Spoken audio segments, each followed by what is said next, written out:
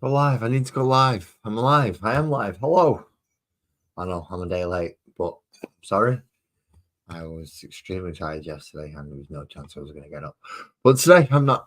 So let's move this out of the way.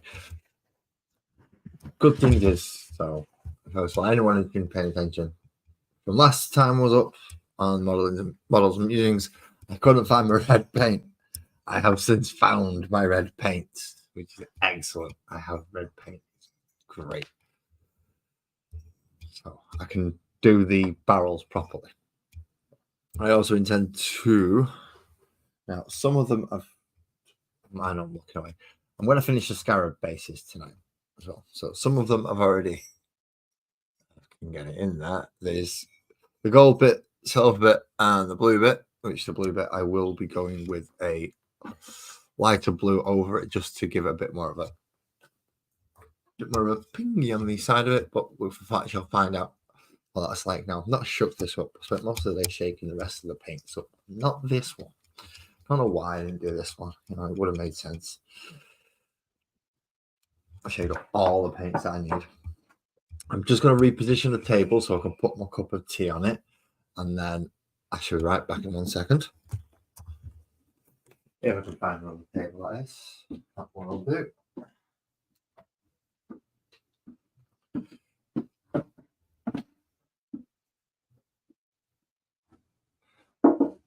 I've actually got a brew. And I've done right. There we go. So now I've got my table and my cup of tea and my wet palette. If this will actually stay down.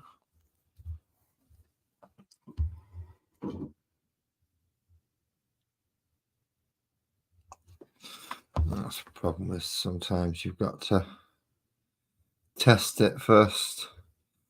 Check that it's not. Check that it's actually full and working. Yeah, there we go. So we've got a wet palette up and running. So I'm going to do, so I'm doing Scarabs. I'm also coming to look at the ruins because I'm not happy with how some of them are toned and some of them aren't. Because a little bit darker than others and you can't see the bricks and get lots of things that I'm not happy with. So I may end up doing mixing of plaster tonight and painting all sorts of other stuff.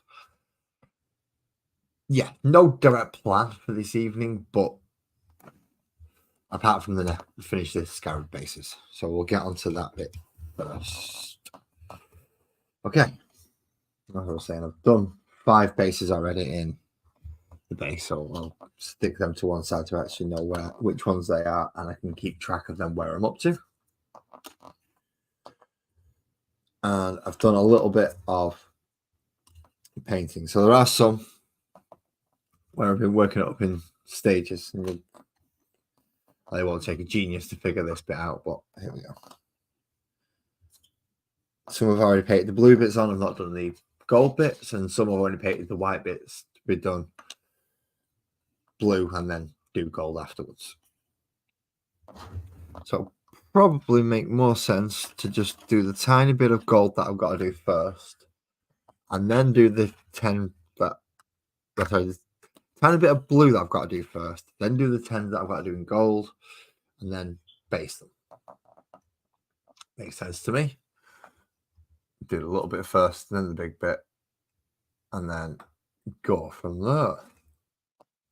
Oh, my accents are coming out, aren't they? Yeah, you can definitely tell. I know I don't seem to be having as many viewers tonight, but that's not going to stop me from carrying on. Anyone who does pop in, though, please feel free to say hello. Let me know that you're here. So then I can talk to you. If you've got any questions, feel free. Go ahead. I will try to answer them. Good evening, Kirsty. How are we doing? Thank you for confirming that you can see and hear me. Because, well, I don't actually know until that happens. Mainly being under headphones and things, so yeah, it's difficult unless I've got someone up with me who can do the testy thing.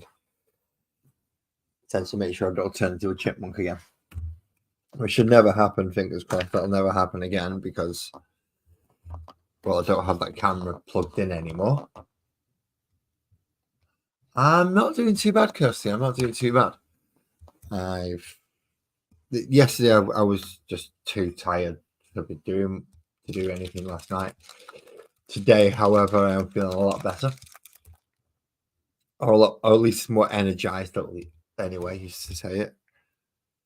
So I'm cracking on. I'm making hay while the sun is shining, so they say. Did you manage to get your clipping issue sorted? I noticed on your last stream you were having a bit of issue with sound, and it was clipping out almost like the sensitivity needed a slight drop. So, I was saying, let's do the blue bits first.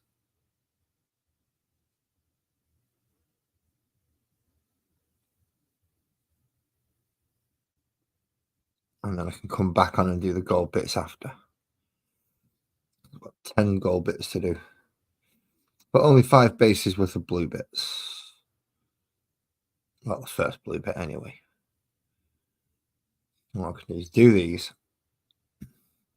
And while these 5 dry, then... well, Giles can make the phone calls if he wants. If he answers, I may have a similar response of, well, I'm about to go make a brew. Since it was an accidental call, I'm not needed. And I was, I'm about to make myself a cup of tea as Giles called me. Well, they didn't call me either. You called Saf and Angie as well, I believe, answered that one.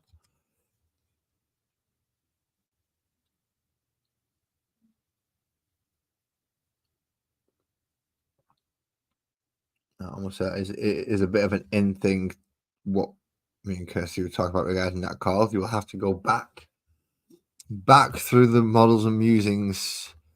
Ooh, easy to last year. Last year, I'm not sure when,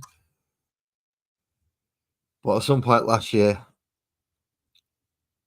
Kirsty, Rabbit Hole Library, and another viewer managed to convince me to do something, and now,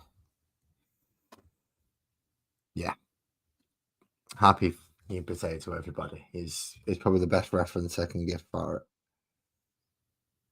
So if you're curious, I'm afraid you're going to have to do a bit of digging because I try not to keep it related to this channel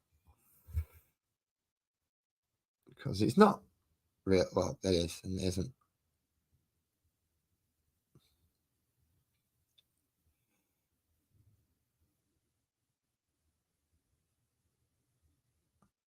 Blue. So what, 6 or 7 little tiny dots, all to be done blue. You only discovered you'd made the call when you heard me shouting your name. Oh, that's a nice way to find out your cat's just called an entire group of people. One of them shouting your name from the phone.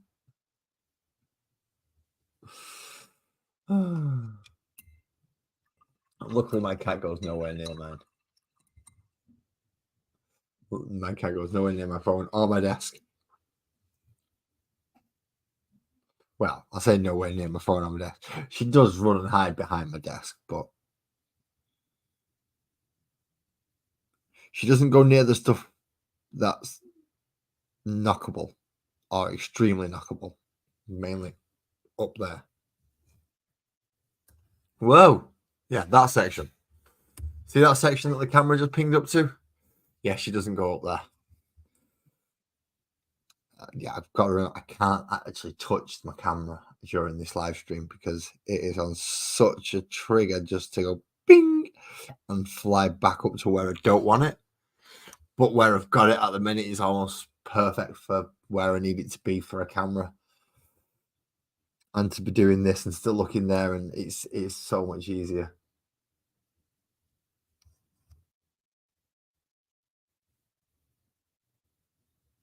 But because it is spring mounted, I touch it, it goes whee and goes flying up again. Thinking it's being helpful and moving itself out of the way when in fact it's not. It's been a pain in the backside. But hey ho.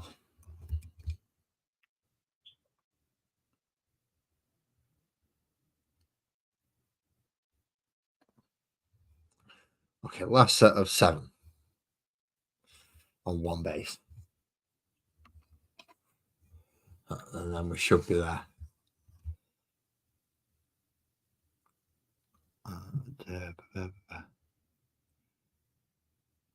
And I will put the link up if requested. And not many people seem to want to use the link, so I'm not going to throw it out unless somebody goes, hey, chuck it in there, I'll come up. In which case, yeah, well, I do not have any issues doing that. So there's the blue bit done. Blue, blue, blue, blue, blue. Blue spot sails. Not quite a blue spot sail, is it? But right, move that out of the way. And we want gold. There's only tiny, tiny little bits of gold. And it's all tiny little sections down here at the backs. Because the Scarab Swarm is going to be kept relatively simple because they're not an ornate unit. You're not going to be taking loads of them. In fact, I don't even think he'd ever field all 15 of these. But if he does, then at least going to be in the army colour scheme. Even if the gold and blue are just tiny little bits, tiny little bits. So for these 10, it's to fill in the little gold sections back here. That's why I did these 5 first, so it's easier to show you.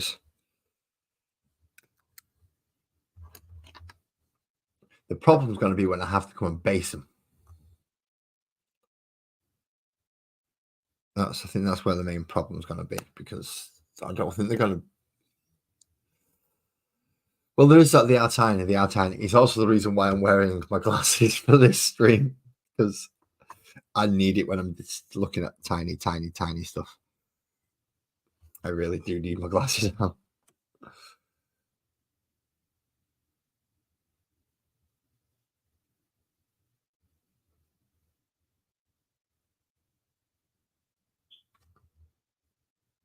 See, no worries, Kirsty. I'll see you soon.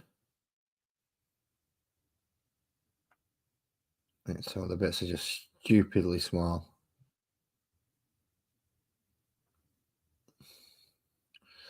I could try painting it with something like a toothpick or get the dip pen back out, but I don't really want to use the dip pen with metallics, just in case they get stuck in there and it ends up ruining it. Really don't want to do that, because that's going to become very useful when I want to do, well, any fine line stuff or any fine freehand stuff if I decide to go that far. And I'm not feeling confident enough at the minute to go like full freehand with it, but it'll give me the option much easier than a paintbrush would. I'll be able to manipulate it more like a pen as opposed to anything else. Well, paintbrush. Oh, no, yeah, paintbrush is pretty much the only other thing I would use. So yeah, I can manipulate like a pen rather than a paintbrush. Don't know why I thought there might be another thing I could use it for, or use instead of it, but no, really, that's it, really. 1 down. 9 to go. Hey, let's not do that. Let's not start that. Eh? It'll just never go if I start doing it that way.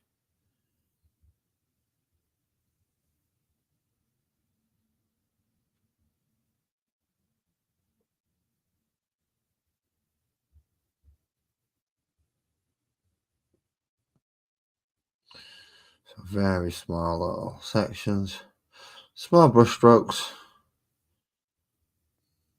Don't have too much paint on your pen. The paint on your paintbrush. I almost said too much paint on your pen. Then that just does not make sense, does it? Half of the things come out of my mouth probably don't make sense, but that really did take the biscuit. I was just like, do you even know the tools that you're using? Apparently, I don't. I can't even tell the difference between a paintbrush and a pen. I mean, there's lazy mini painting, and then there's not even being able to actually identify the tools that you're using. That's beyond lazy. That's just stupidity. is pure dumbness. And as stupid as I am, I'm not dumb. Or as dumb as I am, I'm not stupid. One of them, but I've got to figure out which way around it goes. Either way, that's 7 out of 15 over halfway through. Welcome back. Welcome back. That was a very quick one.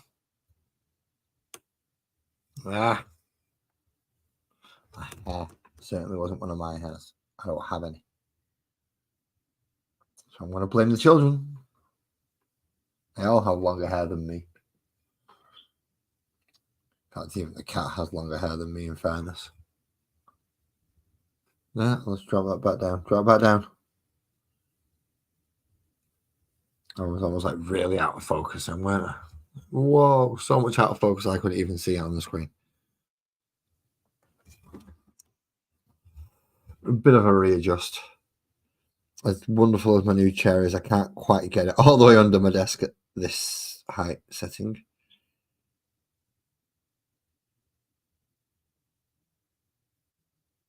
But it's better for me to be painting it over my camera. It's weird. Really, I should lower it, but then I'm not in the right position for my camera. And also you think, well, why don't you just reposition your camera? Because that would require a separate boom arm. And a new boom arm at that I don't particularly have the funds to go out and buy now, because I've already bought 2 boom arms. One's got the camera, one's got the light on it. And I no longer get funds to pump into boom arms. Yes, I did meet Spencer. I met him on Sunday. Just gone. Also, a gentleman by the name of Chris with us as well. So we had a bit of a historical walk around Manchester. Found out a few things that I didn't know. So found out a lot of the history. Spencer found out a lot of the history of Manchester regarding the cotton mills, the canal systems, the current climates in Manchester. He also got definitely 2 different outlooks on what it could be and what Manchester is. And hopefully he enjoyed himself and he got to the gig on time. Because that's the last time I saw Spencer, was putting him on a tram to go to the Etihad so he could go watch Liam Gallagher. That's the last time I saw Spencer. I spoke to him afterwards. I know he survived and got back to where he's staying and survived the next day. I just hope he continued the remainder of his journey in a similar fashion. That would be nice. Problem is,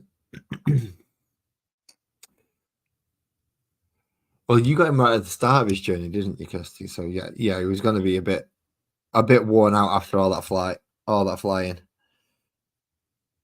Obviously, he had to fly into DC and out of DC, and I think he flew to one of the European countries, and then flew into the UK.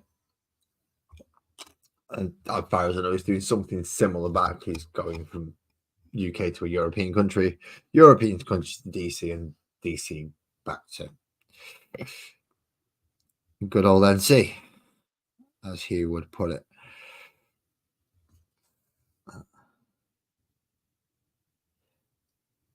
And I don't mean New York City, that's NYC.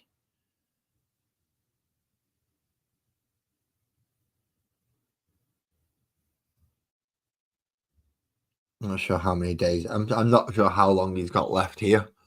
So I know he survived, and as far as I know, he's going to nicer places than here. Because let's face it, I was going to take him to some rough ass pub. Just happens to be the Embassy Club where Bernard Manning opened. Used to be his club and was his residency. He would perform there very frequently, if not every weekend, if he wasn't out on a more highly paid gig. But yeah, I would have took him there. Instead, we got to go see some of the nice places in Manchester.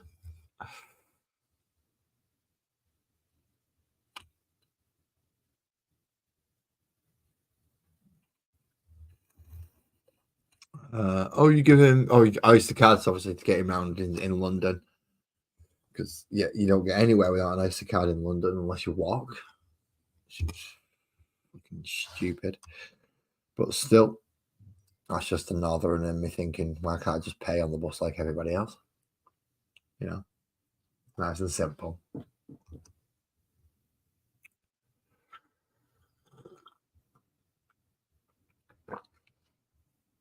It doesn't seem to. It didn't seem to.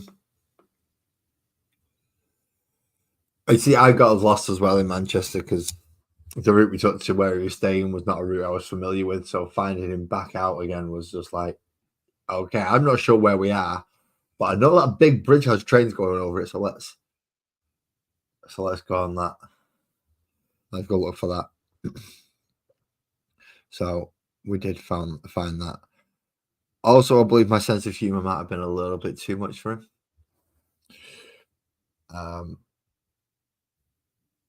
I just, yeah. See, I'm not sure how Spencer was expecting me to be, but I'm pretty sure my sense of humor was just a little touch too much for Spencer, especially when I'm unfiltered. I mean, on here, I have to a certain degree, I have to watch what I say. Believe it or not, I do watch what I say, and I'll come up with some pretty outrageous things sometimes, but I do actually watch what I say on here. In real life, however, you get the pure, unadulterated, unfiltered version of me. And, well, I'm not sure. I don't know if Spencer was quite ready for that. He certainly encountered it.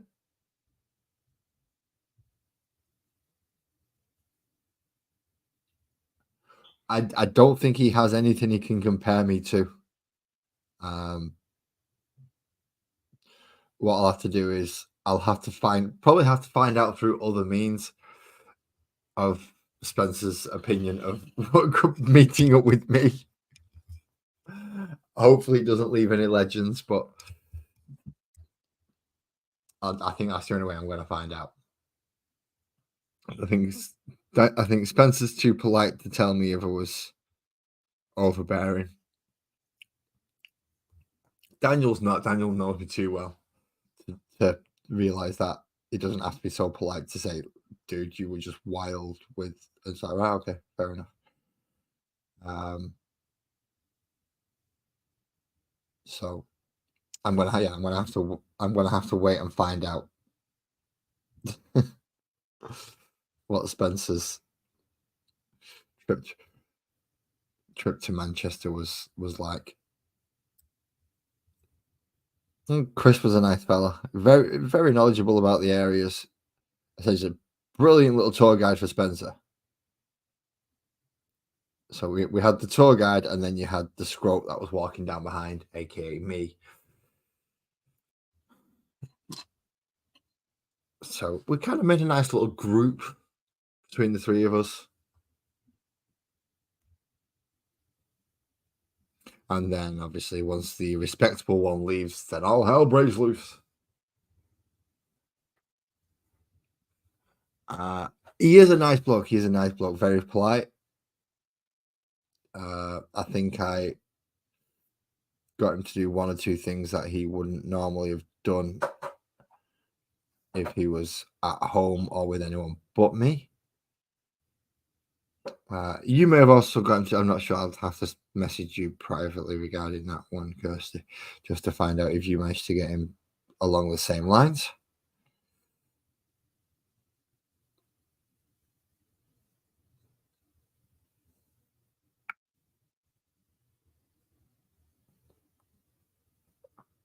In fact, I can message you that in a moment. That'll be a very quick message. I can do that now. In fact. If I just do that, and then do that, and then and then go look for that, I can ask Kirsty my question now. I scared him. Is that the official thing, or is that... Have you just asked him, or is that what you think?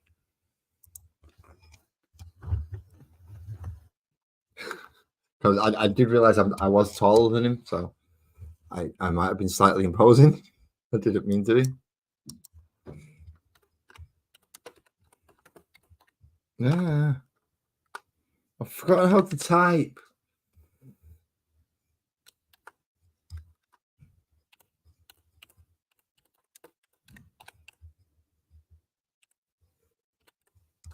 Hide my keyboard so you can't see it. There you go. Right, okay. So there's that message done that I can't type in my YouTube chat. It's nothing bad, don't worry. It's nothing bad. Good evening, Nick. How you doing? How you doing? I've just figured out I can use a keyboard and remember how to spell. So always good for me. Always good for me to figure that one out. What am I up to now? I am up to number 14. Number 14. Dun, dun, dun. I'll say 14. That's actually... I've got 14 left to do because there's 7 little scarabs on each base. Oh, this one is... Not only am I on the 14th base, I've also got 14 left to do.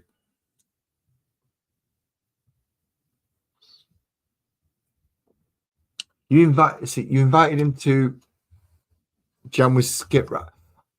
If I'd have known that,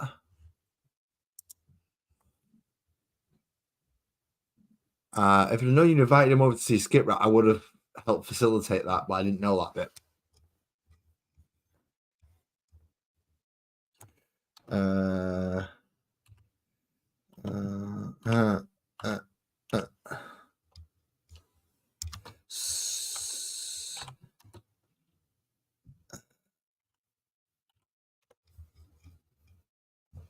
There we go. Just a quick response to that one. Yes, Kirsty is the kinky king. Oh, sorry, Mick is the kinky king. Yes, you are right. Kirsty's just an absolute start raving nothing. So, right, you're going to have to clarify for me. Kirsty, did you ask Spencer and he said I scared him?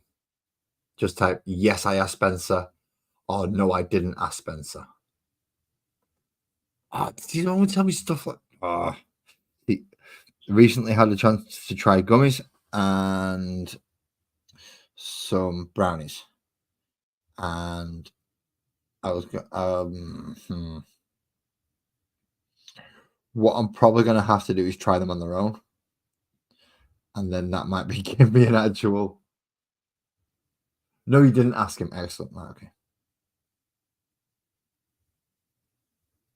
I was like, you're telling me that I scared him is a possibility that is like, oh, please don't say I did that.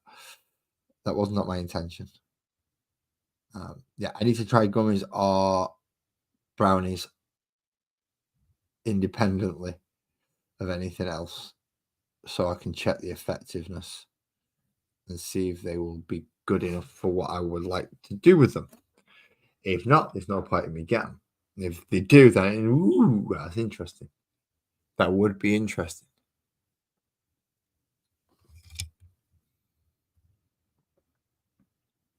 I'm sure Kirsty would be quite interested in a gummy or two.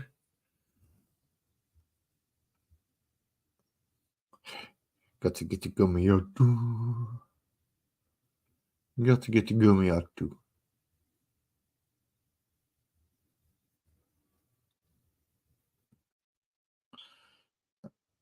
Despite the fact that me actually trying them, I've no idea where to actually get them from. A rough idea how to make them should I come across the raw resources. But even then, I've got to process the raw resources and then convert them into the opposing chemical compound. Not the opposing, the appropriate chemical compound.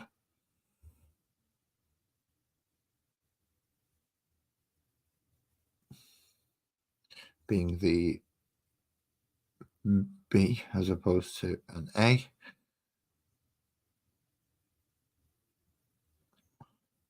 And then I'll have to keep my fingers crossed it actually bloody worked. Sorry for dropping into that accent then. Anybody with sense, because yeah, I do drop into accents, I know. So you poor people who listen to me, I am thankful for you all being here and the torture that I end up putting you through by sheer accident of just me talking. Me talking is not a good thing. Oh, it can't be a good thing, but it's not always a good thing. I always think I've not done music. I've not done music ever. I've got no music playing in the background.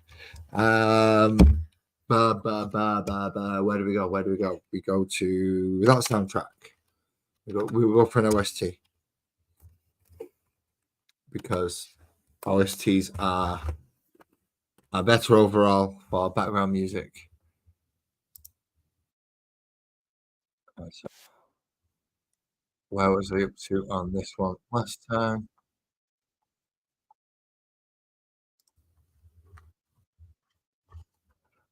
Okay, so we've got a slightly odd one this time. We're going to start with. Oh yeah, because Nick's doing the watch alongs, isn't he, with the Euros at the moment?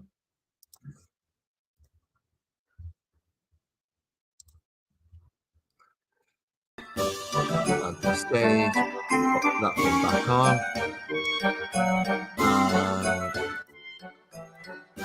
Lower the music volume. So if you can do me a favour, let me know if that music's too blaring or not.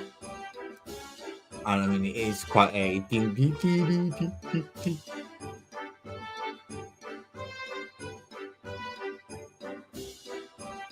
Well, you're listening to someone read Lord of the Rings, Mick, so that's definitely a nice way to drift off. But having two gummies first will help just a little bit. Okay. Next, I need. What do I need? What do I need? I forgot what I need. Good evening, Alan. Hello and welcome for joining us. We've only just got the music started. It's from an original soundtrack from a game, and it is Solaris, Eden of Heaven, if you want the actual track. Well, that's what we're listening to at the moment as a bit of a background music. A very nice tip that I got told was don't use licensed record company music, use soundtrack music. Is less likely to get someone going, that's mine. And I'd like to avoid that as much as possible. So, soundtrack it is.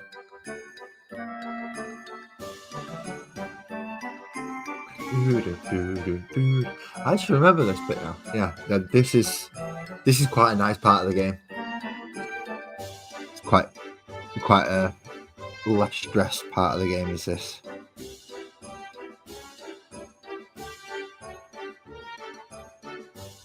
And you're essentially running through a super advanced modern flying city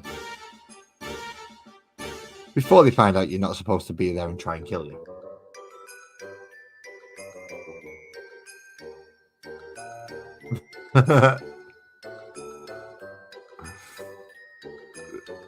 you did. You meant to.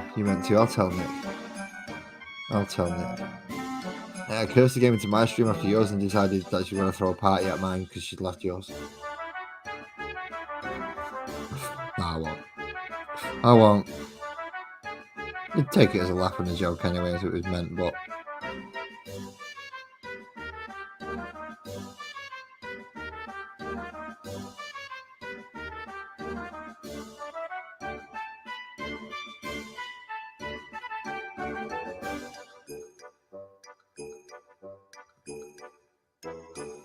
So this is going on. Let's have a look. I can't tell properly. Can't tell. Right. Okay, side by side. You've had paint over the top of you, and you've not. Take a load off. Nope. Advert can go stick it directly up his. Yeah. I am not having adverts. There's certainly not adverts that don't paint. I was only a 15-second one, that one. What about the next one? The one who's torn apart. Oh, good. We've got a nice long one on this one. We're all right. Oh, it's this one.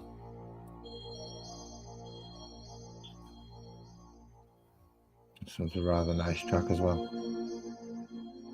Very serene. But don't let that fool you. If you were to play the game at this point, you're crapping yourself because he's about to turn up. And there's a reason why it's called the one who was torn apart.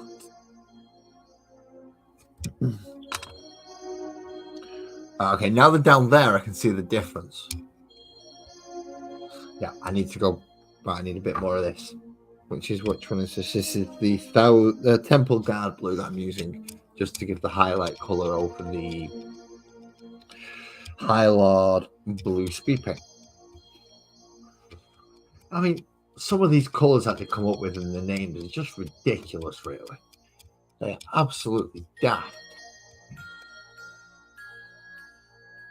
So why can't you just call it like eggshell or turquoise or cyan or, the actual color of the actual color? No, let's try and make it sound something fancy and fantastical. Well, you're just making it difficult for all the painters who don't realize it's the same bloody color. What have you painted? Temple Guard blue. Right, so you mean turquoise then?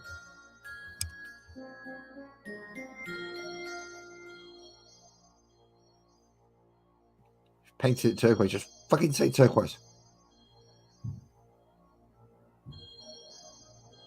Or cyan. Or duck egg. Or... And I know I sound like such a pretentious git going through all these different shades of different colours. But there's a reason why we have loads of different shades of colours. And we try to standardise it on a... This is that colour, this is that colour, this is that colour.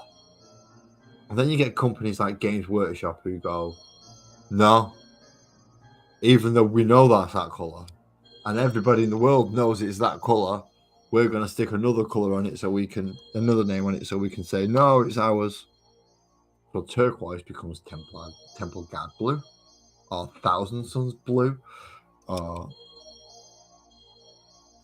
a complete waste of your memory and brain capacity when you can just remember the word turquoise.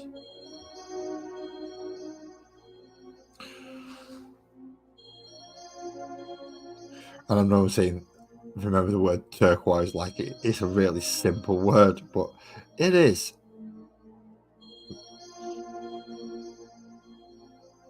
Certainly easier to figure out than saying cyan or Kian if you've never heard of it before, because that's why I first started pronouncing it, because I'd never heard of cyan before, and then it just appeared to me. I always thought that was sky blue. Apparently I was wrong.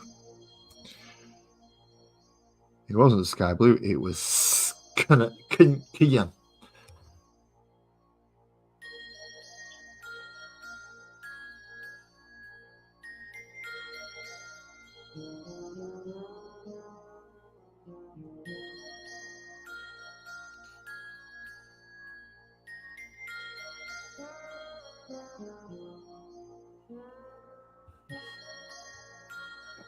I wouldn't think one of the most important conversations of the game is going on during this soundtrack. But it is.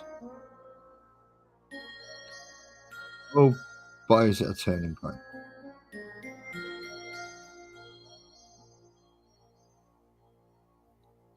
So any Square Enix or Final Fantasy fans out there are probably thinking, this sounds familiar. Well, it is a Square Enix game. But unless you live in Japan or North America, there's quite a few you might.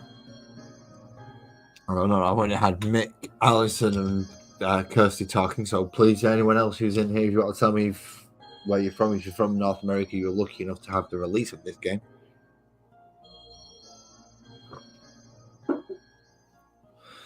I think it's an absolutely brilliant game. It's tied first with Final Fantasy VII as my favorite JRPG of all time.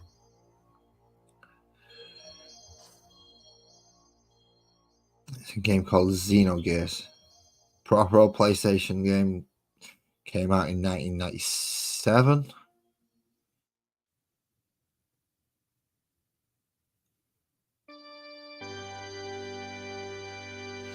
And it's the only game I have ever bought imported. I just had to own it. I just had to own Xenogears. Final Fantasy is a brilliant series. Xenogears on its own, through scope and scale, if it would have got the second disc budget like it needed, Final Fantasy VII wouldn't even be a footnote in history. Final Fantasy VII wouldn't be getting the remakes it's getting today.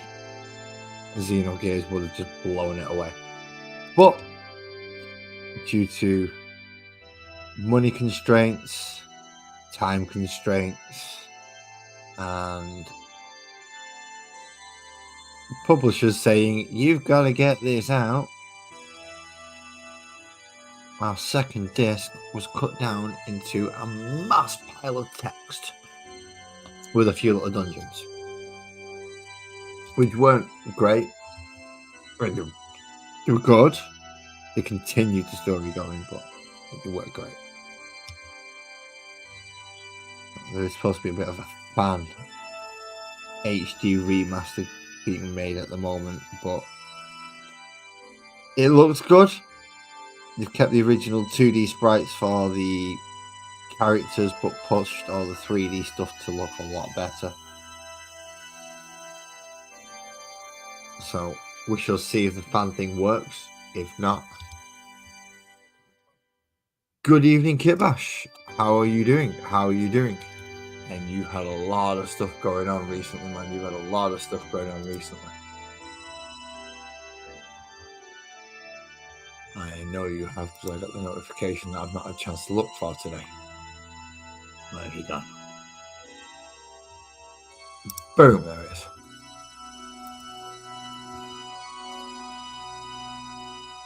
Yeah, your Chaos Chosen and your Blood Bowl team have both been going on. So I've had to keep an eye on them. I have had to keep an eye on them. Because, as I said, your kit bashing is great. I can't do the kit bashing stuff. That's why I'll sit on the painting side and go, yeah, okay, I'll just do what I can regarding painting. And hopefully each time I use the brush, I get a little bit better at it. That's the whole point. Practice, practice, practice, and one day you might actually do one decent. I might actually do one decent model. Not you.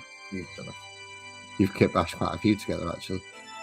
But yeah, hopefully one day I will paint a good model. At the moment, they're okay. They're all right. They're more than tabletop standard, so I'm happy with them. I can take them into a shop and go, look, this is the army I'm playing. Can you see what they are? Yes, excellent.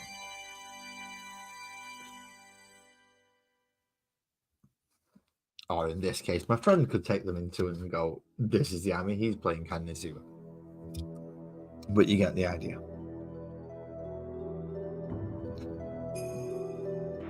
Have I hit the hour mark yet?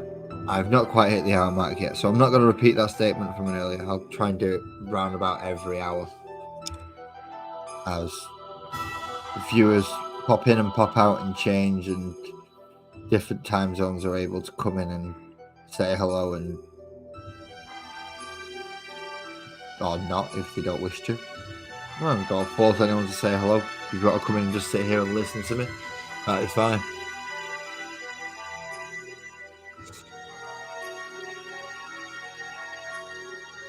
Oh, nice. A venom crawl.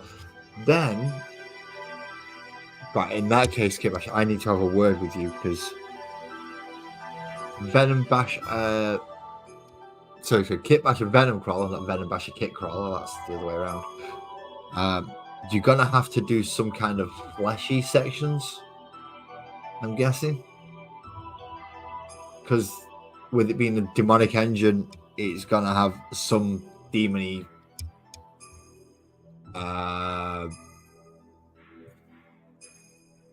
Some like demony fleshy bits as well as all that extra armor, which will be as opposed to some sort of cycle phase where it's just an armor. It'll be armor plates, obviously, on the venom crawler.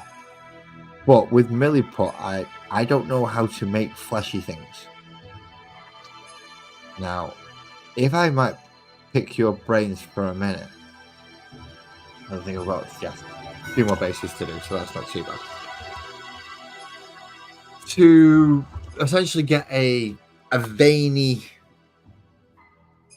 brainy type of effect. So if I was to get Milliput, kind of mold it into like little lumps and bumps and make it look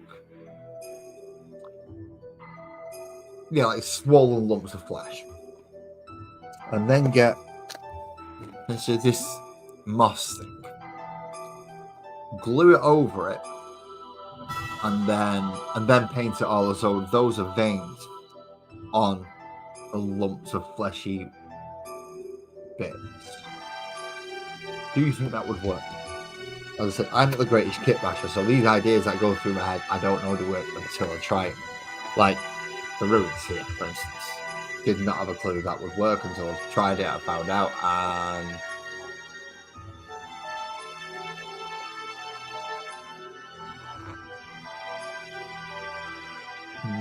right. Okay, so that's how I can make it for Mechanicus. Problem is I'm doing it for Tyranny, so I need it to be biomass. Because it's gonna be anger power. I'll show you. So my plan. This is my plan, and obviously it might not work. Not all my plans work, but majority of them bloody don't. I've just had that there. Okay. Okay, so these will be making up the outer layer of the armor.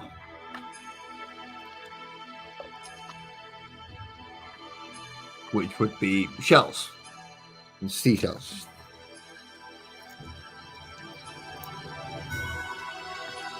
So once I've, for instance, glued a small amount of them into, oh no, you need to go in there. There is a certain order you've got to put these on, which makes it all the more fun. So once I've done them like that,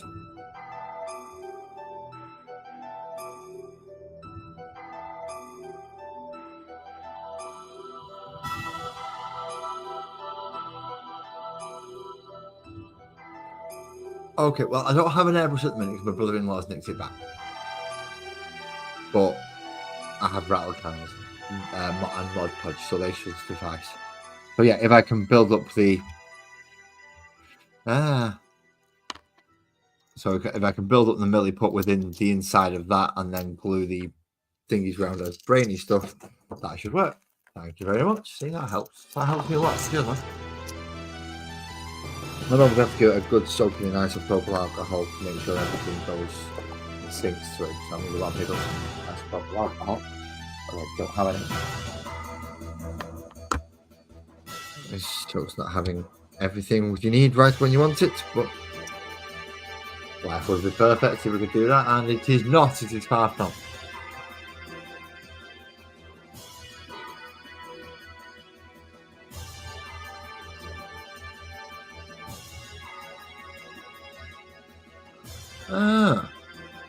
Okay. I might try. In fact, hot gluing it might work as well. Just literally just fill it up with hot. I'll have to a bit more of a think about this one. You've set the old grey matter working again there, Kit Bash. Thank you very much. And yes, people, I do have a brain in my head before the comments start coming through. I am aware. I'm a bit daft.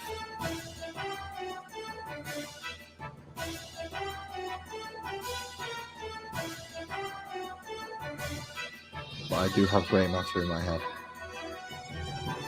At least 2 cells worth.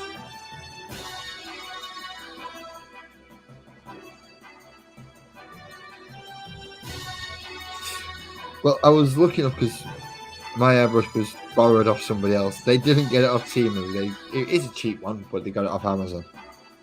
And it worked. I was more impressed with the compressor than the actual airbrush. The compressor was nice with a decent sized tank. So I could get a good level of work out of it before I had to wait for it to fill the tank back up again. Oh, I've got 20 odd years of trial and error, which is why finally I'm not making as many errors. I'm not making as many, doesn't mean to say I'm not making any. I'm not making as many errors.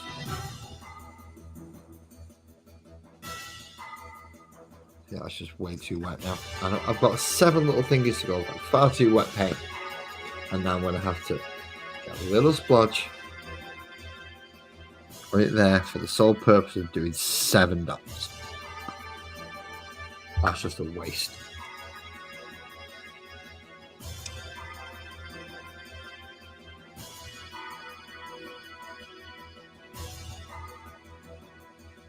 Some of them don't even need it because the contrast is actually spread out and thinned over that section. And now that I've done that to them, I also need to see what it's going to look like on this fella. Now this one I'm a little bit more worried about for obvious reasons. He's A, a little bit bigger, and B, is a much more detailed model. So we screw it up on this one.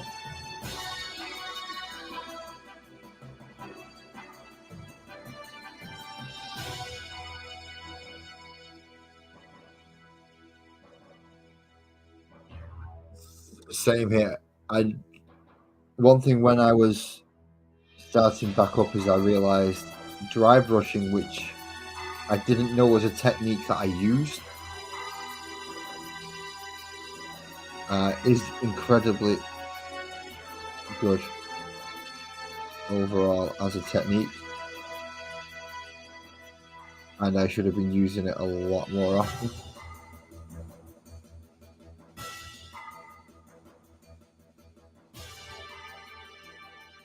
But when I was younger, I didn't realise that. So I didn't.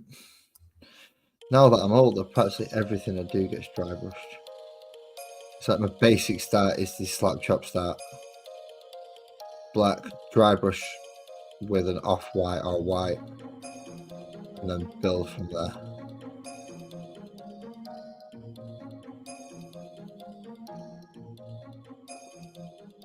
Getting this glow is difficult. Right now, Ali, I am absolutely roasting. Because a minute ago it was freezing. Well, before I came up live, I was freezing, so I thought, I know, I'll get a jumper, I'll put that on. Forgetting that as my nicotine levels drop, my temperature rises. So it's kind of like, forgot about that bit. So I will be remedying that in a moment. For all of you, all those people who are really against nicotine intake, then you may have to just walk away for a moment. No, I'm not going to light a cigarette on YouTube. I'm not that daft.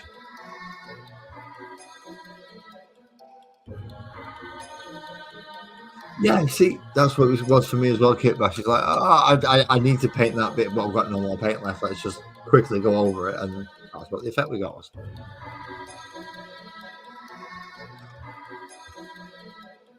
I'm halfway through my brew. Don't you worry, Ali. I've not forgotten. Not that you'd ever let me forget anyway.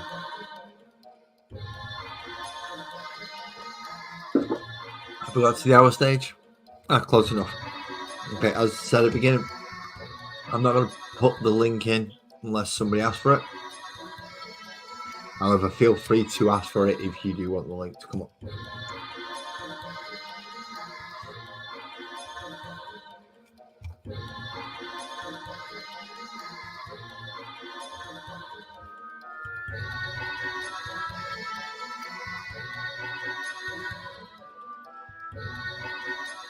I don't like these things.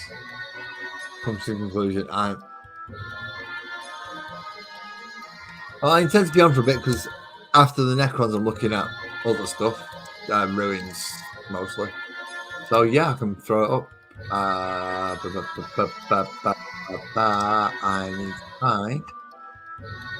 need to find my channel. Would you think it would be easy, wouldn't you? Find my own channel. Not as easy as you would think. Especially not for me. Well, there we go. And then I can pin that message up there. And then that one can get closed. Excellent.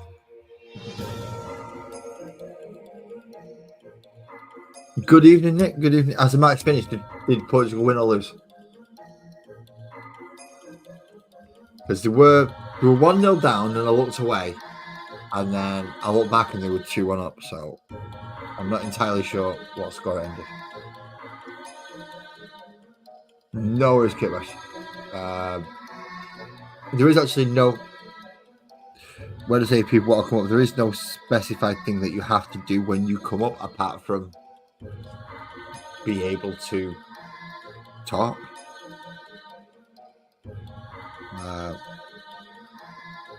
As I said, I do need to be able to verify that you are a real person before I will let you up, but I've already verified that Kitbash is a real person. And I did that off my own back. Because I wanted to. And I'm allowed to, because it's great when things like that happen. Portugal 1-2-1. For God's sake.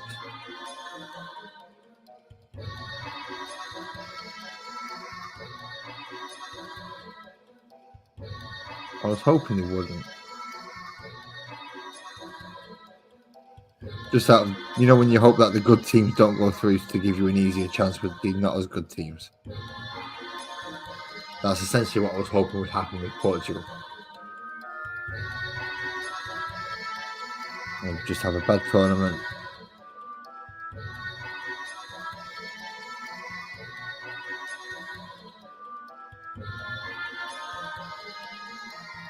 Will not go through. Them, France, Germany, Spain.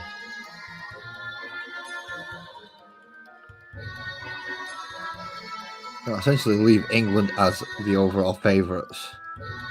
Because we're the only seeded team left, type thing.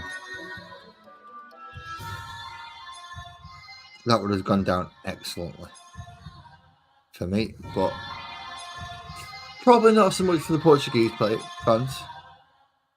Yeah, that blue's a lot better now. I like that. I like that. I like the shoulder pads. I'm going to keep them quite dull down there. I'm going to come back in the middle of here though and just try and brighten up a little bit.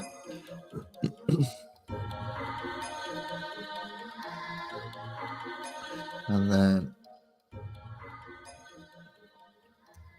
okay, this bit's going to be difficult, so let's get hands on the desk. Listening out for a boop.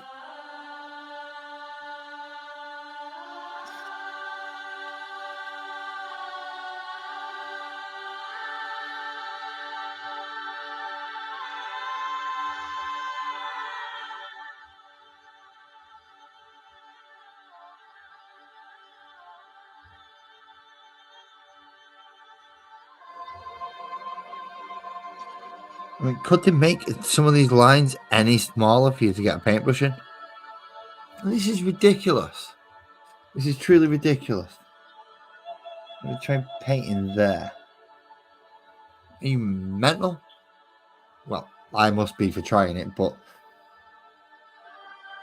they're worse for making it in the first place.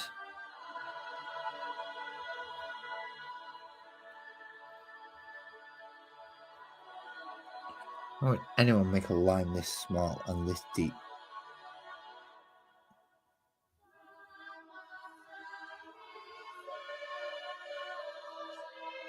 Yep, this bit I should have done with a dip pen. I should not.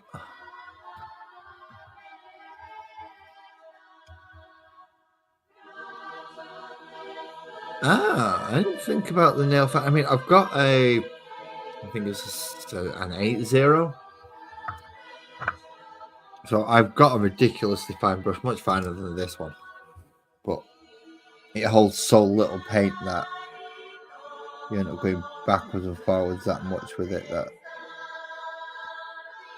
it's actually better to get a slightly bigger brush just so you can actually get enough paint on to do it.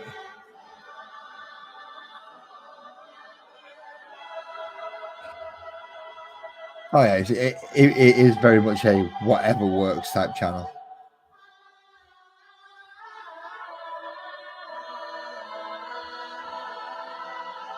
And you can watch all the tutorials you want. Every single one are going, this is how you do this, and this is how you do this, and this is how you do this. And then when you come to do it, it's just like, no, that didn't work at all. I tried it that way, it didn't work. I tried it that way, it didn't work. No, just doesn't work for me.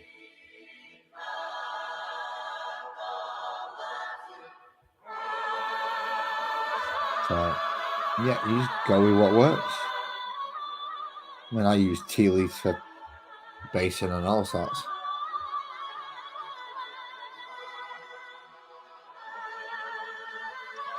Not exactly a standard basing material, but hey ho.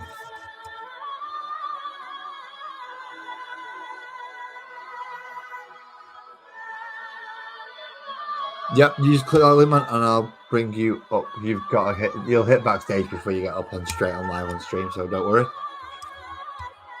I also have a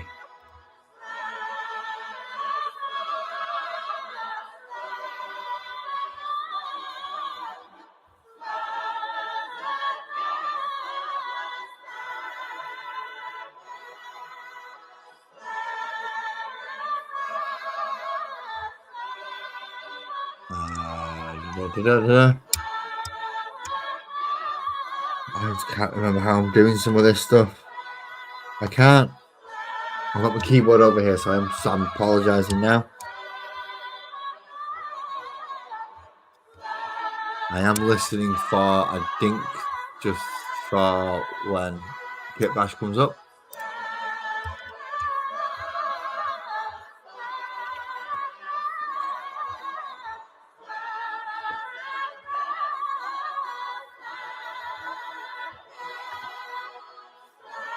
I can't remember how do you type? That'll do. That'll do. That'll have to do.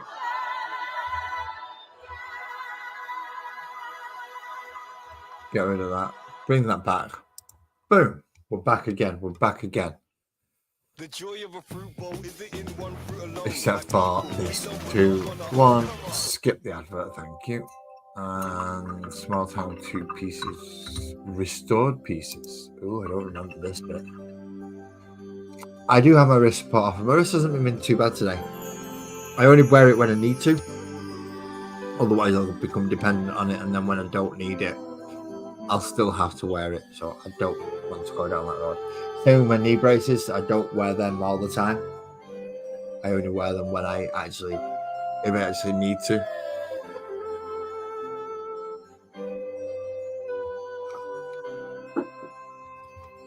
Now, Nick, also, if you wish to pop yourself up, that link's in there as well. Right, he's now open to people to use. I'm sure some people are happy about and some people are not. No, you're never going to use that. That's fair enough. You don't have to use these links and things that I put up there. Just so you know, the links are empty when I'm not live. So if you decide in the future I'm going to click on one of them links, you're just going to be sat in an empty room and not doing anything, and nobody can even put you on screen. So don't click on it in the future. It's certainly a do it while it's live or don't do it at all thing. It's definitely a better idea. I just need to free up my glue brush a little bit. I'll find the other one if I can.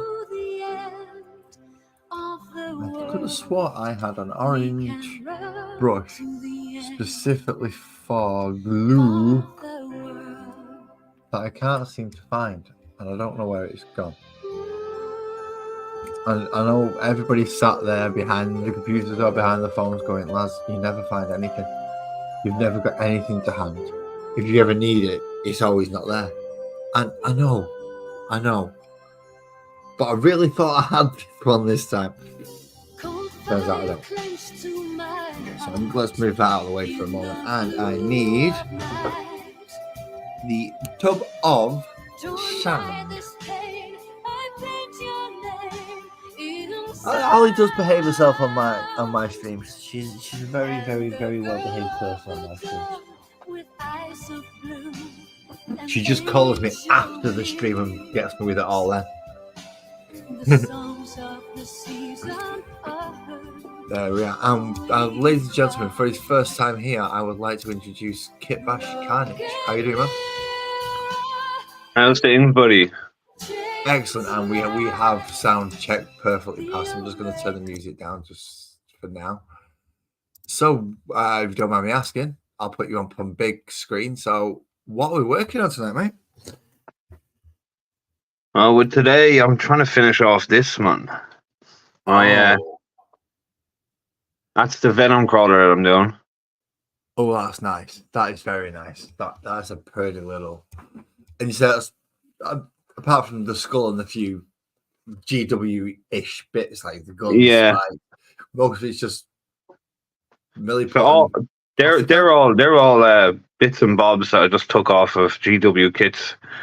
That's a skull from a Citadel skull case, and that's just all styrofoam. I'll have to cut them to fit, you know. That's just all plastic card from like old credit card type of stuff. Oh wow! And then so the back there, and then that's just Milliput with a where is it here? With a giant paper clip as the body, and I just bent that into shape and wrapped it in tinfoil and then Milliput over. See, that's what I need. And yes, Ali, you have just clocked the nail. Kit Bash is from over your side of the little river, as opposed to my side of the little river, known as the English Channel, the Irish Sea. Sorry. Ali is also a native of your little island. I noticed with the profile picture. See, I was already aware of this, but I was wondering who was going to cut it on. If you don't remember me asking, are you North or South? South Ireland. South Ireland. Fair enough. I mean, is Ireland to me? I get called English wanker no matter which side of the border I'm on, so it makes absolutely no difference to me. Irish is Irish, and I watch what I say when I'm over there, whether I'm North or South. I'm not stupid. So you are South. So you get ripped off with prices. Oh, but I moved to Scotland, so I'm living in Scotland now. Oh, so you still get ripped off with prices, just for other things. Kinda, yeah, kinda. That's a base that I'm making as well to go. Oh, well, we lost you for a moment. That's a base you're making to go with this Venom crawler. So he fits on top of that like that. But what I've done with this is to make it stand out more. I've inserted a set of lights in the back here. Okay, so that's something I've not been brave enough to experiment with lights yet. So if I flick that on, then the whole base lights up. Oh, that's nice. Right. Okay. And I'm gonna cover this, and then that will look. So I've done another guy here, but I have a base for him. That will look like this. Is that the Malignant Lord on whatever he's called? I can't remember what the bloody model's called now. Yeah. So I'll do this one pretty much the same as this one. So we'll blend in. Same color, same tone, same. Yeah. Oh, see, I'm interested to see what those lights are gonna. Now, do you know what they are? I tell you what they are, lads. Right? This is what these are. I got these right on Temu for $3.99. I got 25 of them. Look. And it's just little string lights with battery packs. Little string lights. They get little battery packs, and they're all different colors. That's the white one. That's the white one. I have a blue, and I also have one that is a black light. Black light. Oh, that's interesting. Yeah, because I have. Hold on, I'll show you. I turn that off. If I go up here, my little project bin, I've done bases like this. Oh, so that's a nice little diorama base. And with that base, if I turn the light off. Oh, now that is fucking cool. And just in case you was wondering, yeah, you can swear on my channel, mate. So if you look, I have loads of bases in here that just. You see, you've just shown me that, and I've just already thought of a model I want to put in there. Well, it's like, I just finished off my Blood Bowl team, and wait and see this. You're gonna have a ridiculous size ogre, right? So this is the Blood Bowl guys I've done. And look at this. Okay, so that's taking UV to a nice little new area within the hobby. He looks very dark without the light, and then once you shine the light on him, it just glows. He's very much Tim Burton Batman. It's crazy effect. I think it is. That's really good. I'm just going to explain to the viewers that are in. If you don't know what Blood Bowl is, it's take American football, but you're playing it with elves, orcs, and axes. Basically, yeah. That is Blood Bowl. Or if you've played Speedball on the old Atari, it's that. Just rather than all humans, it's fantasy races. So there's a couple of references there in case anyone's wondering what Blood Bowl is. I've never played it because I'm not a huge American football fan. It didn't look great for me when I was starting my collections, and I got more into Necromunda than I did Blood Bowl. So that was my thing to do a Necromunda gang as opposed to a Blood Bowl team. Yeah, gonna drop you back down through sheer what is it called again? What's it called? That's it. Arrogance. Sorry. I am slightly arrogant. I do like to have myself on the big screen, but I will put you up should you wish to show off anything. Don't worry. No. Don't worry about it, man. I have anxiety and all to beat the band, so I don't mind being in my little corner. Well, that's kind of why I have two cameras. So I've got something that shows off what I'm currently doing. Ta-da. And then I've got me in the corner so people can actually look at me and say, oh, he's a real person. He's an ugly fucker. Because I'm just a set of hands, you see. that's and that's part of the reason why I've got this camera and this camera is the amount of not to knock your channel or anybody else's who just does hands, because I understand it is so much easier just having one camera set up and you can run it through YouTube and everything, and it's just simple as hell. I don't mean simple, but rather than having to find something that's going to let you set up two cameras and then let you run it that way. And you don't have to worry about whether or not your hair is done, or you've done that bit or that bit, or if you spilt a bit of gravy down your chin, which I have been on the screen with a bit of gravy down your chin. Bound to happen. Yeah, happens to the best of us. So I understand why a lot of people just go, yeah, I'm just putting my hands on, because it's so much easier. The voice communicates, and the voice can convey everything that it needs to do. You don't need to see a face. I personally just think it's nice for people to be able to go, right, if I see him in the street, at least I can run over and punch him. It's actually nice. There's a lot of, I don't know, what is it, like algorithm thing to it, where people say that having a face to it is actually quite good, because then people can relate better, you know what I mean? More in like a human kind of perspective. Yeah, that's which I totally agree with as well. I prefer to watch people with a face, At this moment in time, I'm at the point where all I can afford is a phone. So a phone will have to do, and I can only record what I'm doing, or they can watch me talk about what I'm doing. Do you have any spare phones, old phones? No, that's the thing. The only old phone I have, I gave to my partner, so she has a spare laptop, and once she doesn't need that anymore, I'm going to use that to start streaming and stuff.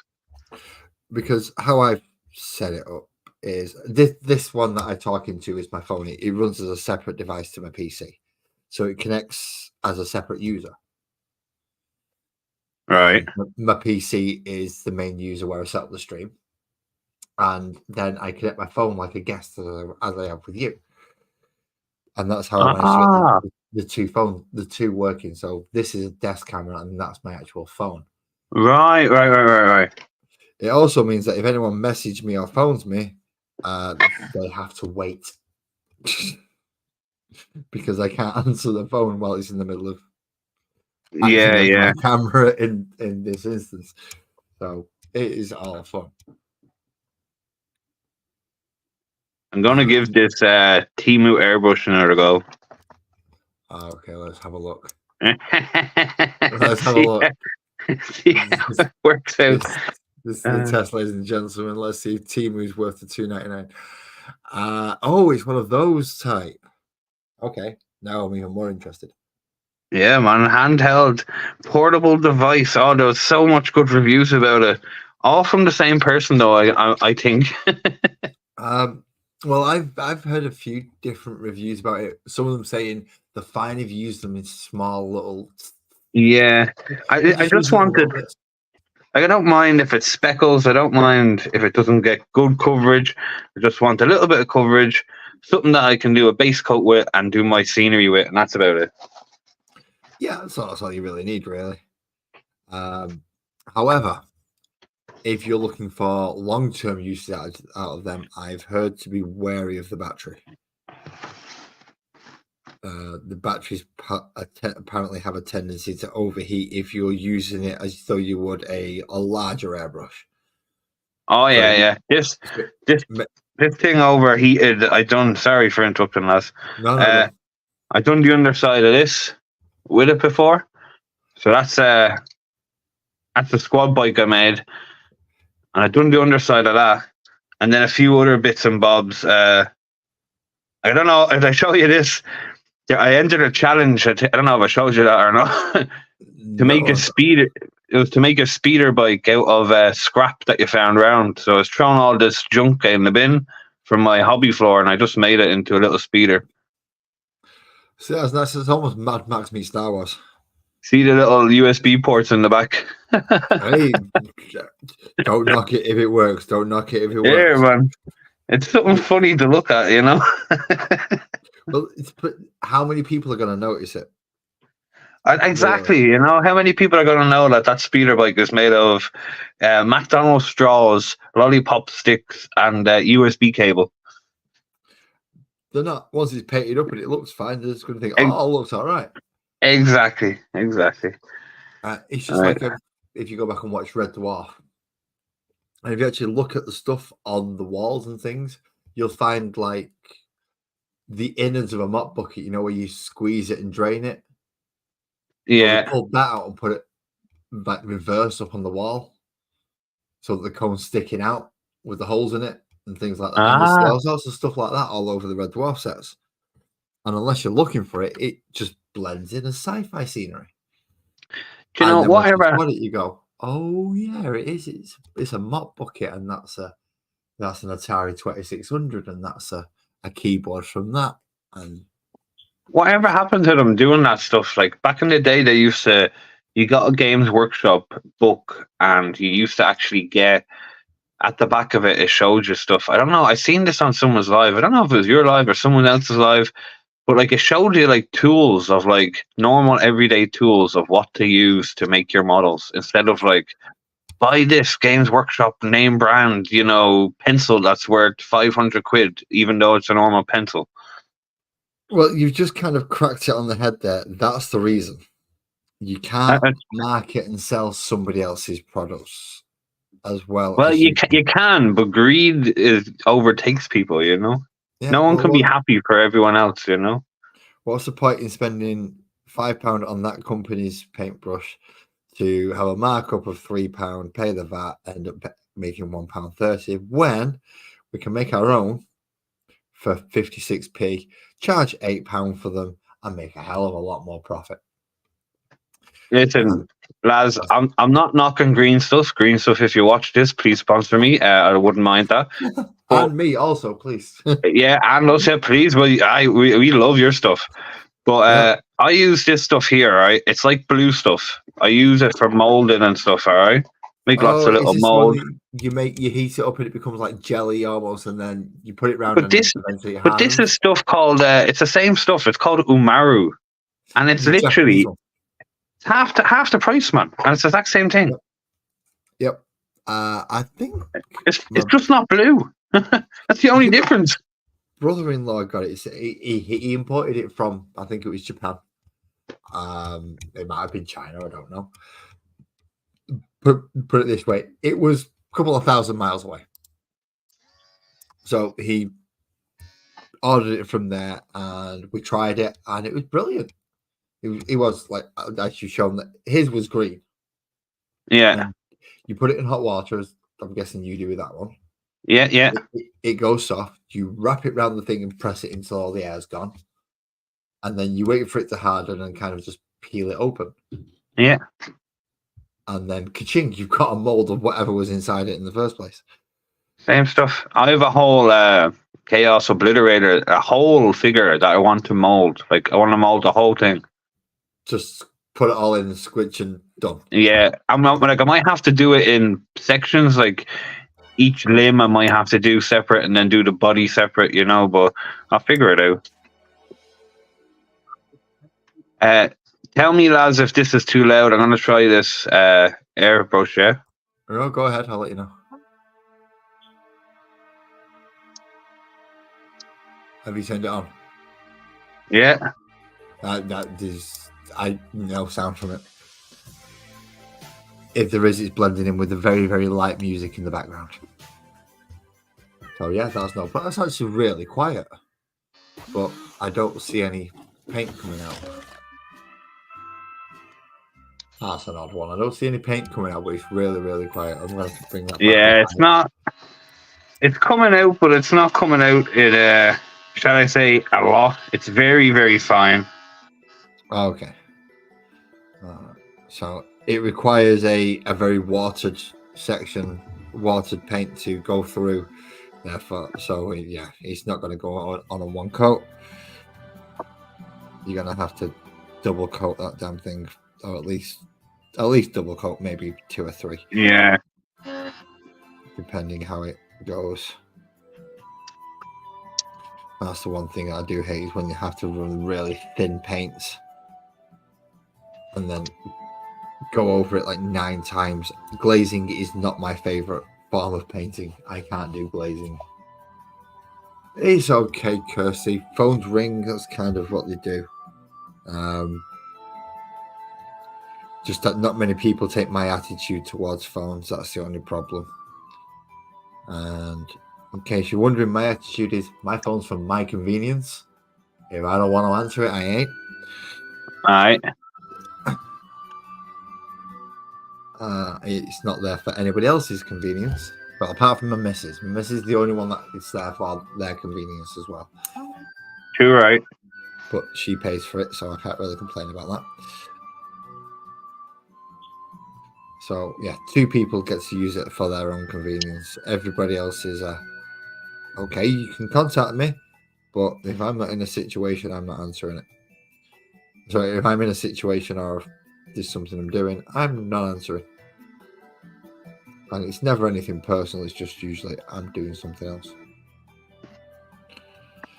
And people don't seem to do that with phones these days. We constantly, oh no, my phone's gone off, I've got to go run at it and make sure that it's not that person who I've never spoken to for 6 years just posting a picture of their hot dog. I'm not answering, no point. I'm not going back into and from my phone just to have people posting pictures of food and telling me things that it's just like, it makes no difference at all. Yeah. And not say I don't reply. Ali could quite easily contest to messaging me, and I do reply. But yeah, I don't drop everything from my phone. I'm very bad for not replying, man. Very bad for it. All this, obviously, I've invited you up here and said you're welcome to come up. There's a few other YouTubers and Twitch streamers that I've said it to. And one particular one is we've been having a conversation over about 3 months, and we've only had about 4 lines of like 2 lines each of how late we are at responding to each other. So we've almost got through a conversation in 3 months. I'm quite bad. See, like live chat, I'm quite bad because of my dyslexia. It takes me a while to actually write a sentence. So I could be like replying to someone's chat, and then it takes that long that they're on to a different subject before I reply to it. So they think I'm not talking to them. I have a bit of that as well. I rather than not being able to, I rephrase it a lot. So I'll delete and rephrase and delete and rephrase and delete and rephrase. Yeah. And delete and rephrase. And I'll go through that. And by the time I've got the phrase and the thing that I've thought, right, that's not going to get blocked. It gets across what I want to say in the way that I want to say it. The conversation's moved on. It's gone. It's like, okay, if I type this now, people are just going to think I'm a nutter. And they'll be partially right, but for the wrong reasons. So I kind of understand that, but it's why I initially came up on cameras, was because I couldn't keep up with typing to be able to say the things that I want. So I came up on the camera instead to be able to just say it, and it's much quicker to do that than typing. You can keep in the conversation, and well, from there I ended up with this channel as almost a form of therapy, because I'm not a tutorial channel. Anyone who does come here thinking I'm a tutorial channel, I am not. I am a practice channel. I'm here and I practice, and hopefully I get better. Yeah. EB, cheers, homie. Thank you very much for coming to join us. I hope you actually finish work before you come to join us and not driving down the street.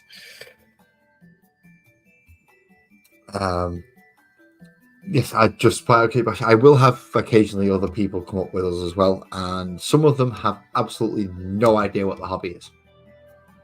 Yeah, no worries. None at all. So, just a small warning: there may be other people come to join us. Now, there's only 3 places left for people to actually join us, but hey, it could happen. I don't think I've ever actually filled the panel. I'm just here trying to make this goddamn paintbrush thing work. Have you cleared it out proper? Man, I don't even know. I don't even know. Okay, take that little cap off the top. Yeah, take that off. However that comes off. Okay, now put your finger over the nozzle where it'll come out. I make a bubble. Yeah, make bubbles. Right, so your airflow seems to be working fine. So why isn't it coming out? So I never use that cap thing. Who knows, man? I've heard that they have trouble with the air pressure, but I can feel the air coming out. You know what I mean? I can feel it. So maybe I can see it. It is coming out, but it's coming out in very bad spurts. If that makes sense. Look at my hand. Look. Yeah, that's sputtering and splitting. Oh, here we go. It's working now. Working now. Hey! We're cooking on gas. We're cooking on gas. She's working now, babe. Now, thank you very much for actually demonstrating this, because this is something I've never actually been able to demonstrate on my channel as an airbrush. Because mine was a big type of compressor thing that was borrowing. So it was not stream friendly in any way, shape, or form.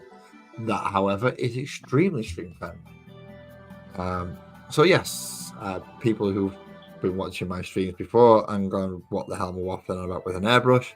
Kitbash is now demonstrating how to airbrush. I'm very thankful for that, mate. Very thankful for that. Whew. All right, well, 5 to go. That wasn't bad, eh? Oh, that seems to work out all right. Good evening, Beaky. How you doing, man? That seems to be all right. Now, for the next test is have you covered the bulbs? Well, hey. Oh no, there we go. There we go. A little bit of cotton wool under there, just to give the effect of smoke. Yeah. Some kind of thing is. So I like grey over the cotton wool, and that's coming through as nice red fiery smoke. That is. Ooh, that'll be beautiful when it's finished. Oh.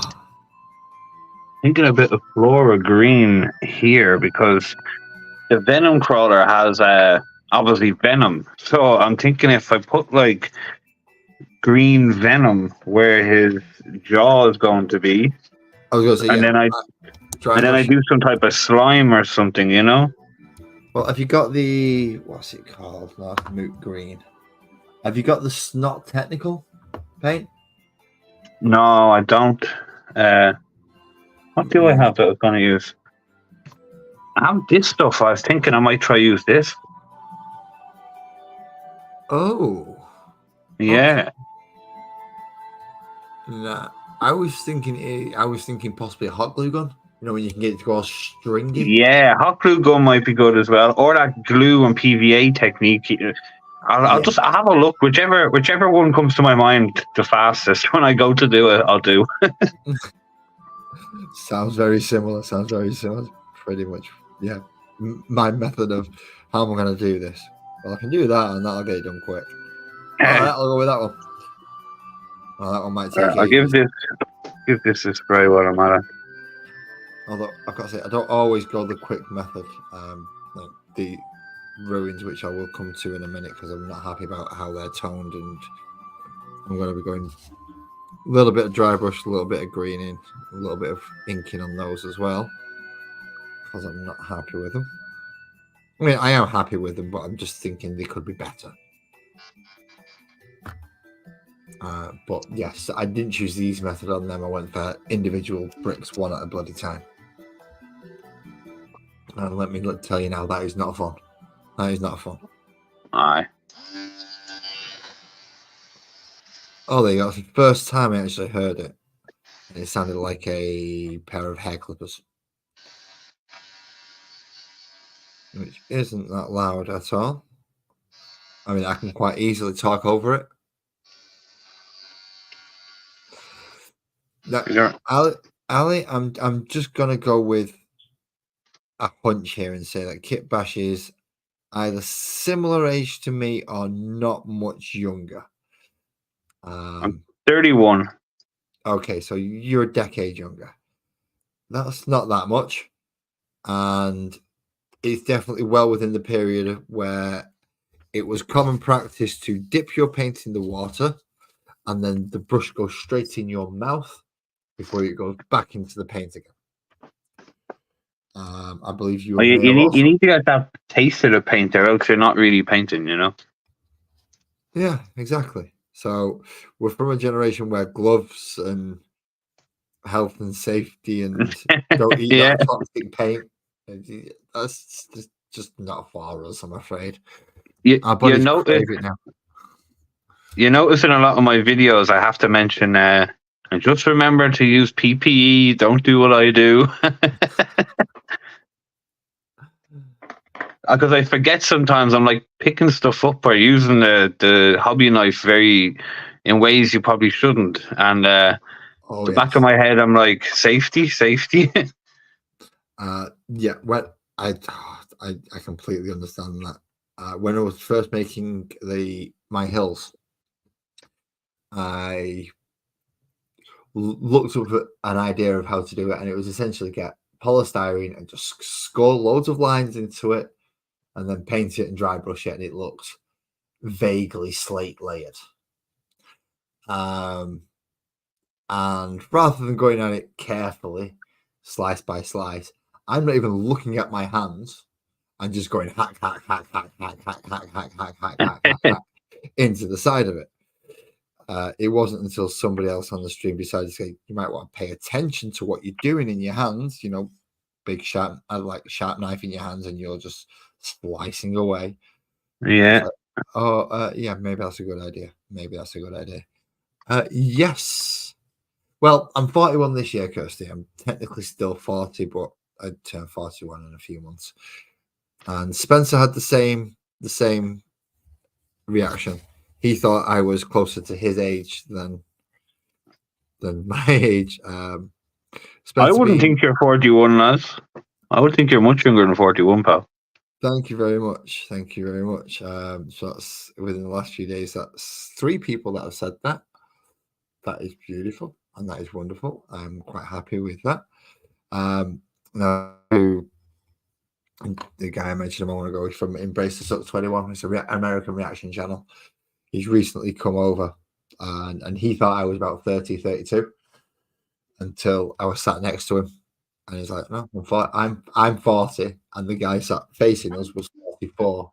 And he's wondering why we both look the same age as him, who's about 31, 32. It's like, well, we don't get the sun, so our skin doesn't deteriorate as quickly. None of that sun damage. It's the only thing I can put it down to. And why has my soundtrack stopped?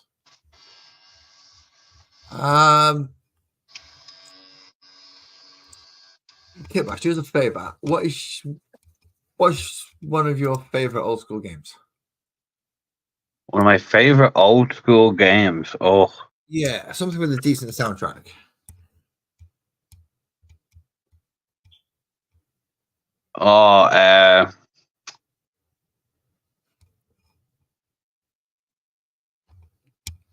Who knows? The old school Worms, a cartoony game, used to be kind of cool. I can't remember the soundtrack to that, to be quite honest. And no, I don't mean the worms as in like the little worms and multiple. It was like not a tree. It's like a 2D kind of landscape. I mean the one where it was 2D landscape, but you were like a superhero worm. If that makes sense. I forget what the cartoon was called. Armageddon. Earthworm Jim. Is that what it is? Earthworm Jim. Yeah. He had a suit and he put the suit on and became a superhero. Yeah. I know it. Jim. We'll go for the Genesis. It generally had a better soundboard than the SNES. And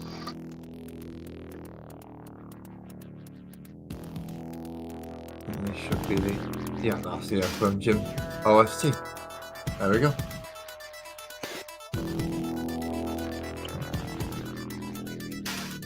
I got on fine with Spencer Alley. Not sure if I scared him, because on here I behave myself, and if you meet me in person, you just get me without a filter. So I may have scared him a little bit, because Okay. he didn't want to. He declined the meetup on the second day. He was getting a bit late, and I would have probably had about an hour or two there in the city with him, but he declined on the second day. So I'm hoping I didn't scare him.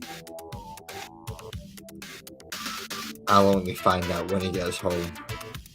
And he tells his friend, I'm never going back there again, that man is a lunatic. Oh, we're in business. Oh, you're in business. Yes, we are. Yes, you are. Well, you were. Come on, Venom Crawler. So, just watching you do this is giving me a lot of ideas. It was working a second ago. Isn't that always the case, though? Isn't that always the case? As soon as I picked it up to spray it just stopped. You get it in your hand, works fine. As soon as you put it in the bottle, like, nope. No. Alright, look how painted my hand is. Like, Yep. I've got my wall outside. It looks the same. It's got little splodges of black, silver, white all over it. It looks like somebody's just badly graffitied my outside wall. It's just me testing the airbrush, trying to get the damn thing to work. Like, you just spray and not spatter everywhere. And it sprays the wall, and I get it all nice and sprayed on the wall, and I go to do my model, and it just goes. I was like, oh, thanks. Now I've just got spots of black everywhere. See why I went back as soon as my brother-in-law picked his airbrush and compressor up again. I straight out rattle cans, 2 of them. yeah. Our rattle cans never fail. Like they're either have stuff in them or they ran out. And that's it. Yep. And it's so much easier to use it when he's like, I know there's nothing in it, so I'm not even going to bother picking that up. Yeah. This is my first time using any type of airbrush, and I'm not saying this is what they're all like, because this is the worst of the worst you could get, you know? Yeah, there are some airbrushes that are far superior to others. I have used is it Steiner and Weinbach, I think he's called. I have used one. I wasn't allowed to borrow it for obvious reasons, because they're fucking expensive. I got to use it. It was really nice. So when my brother-in-law lent me an airbrush and compressor, I'm thinking, yes, this is just what I need. And then I figure out that this airbrush isn't as good as the one that I first used. Oh dear. Alright. I learned the hard way that it's the same with brushes. So like, that one, no point showing it on there because it's a small bloody screen, you idiot. So that one, the Red Sable Kolinsky 4.0, absolutely diddy brush. That brush is over a decade old. That's crazy, man.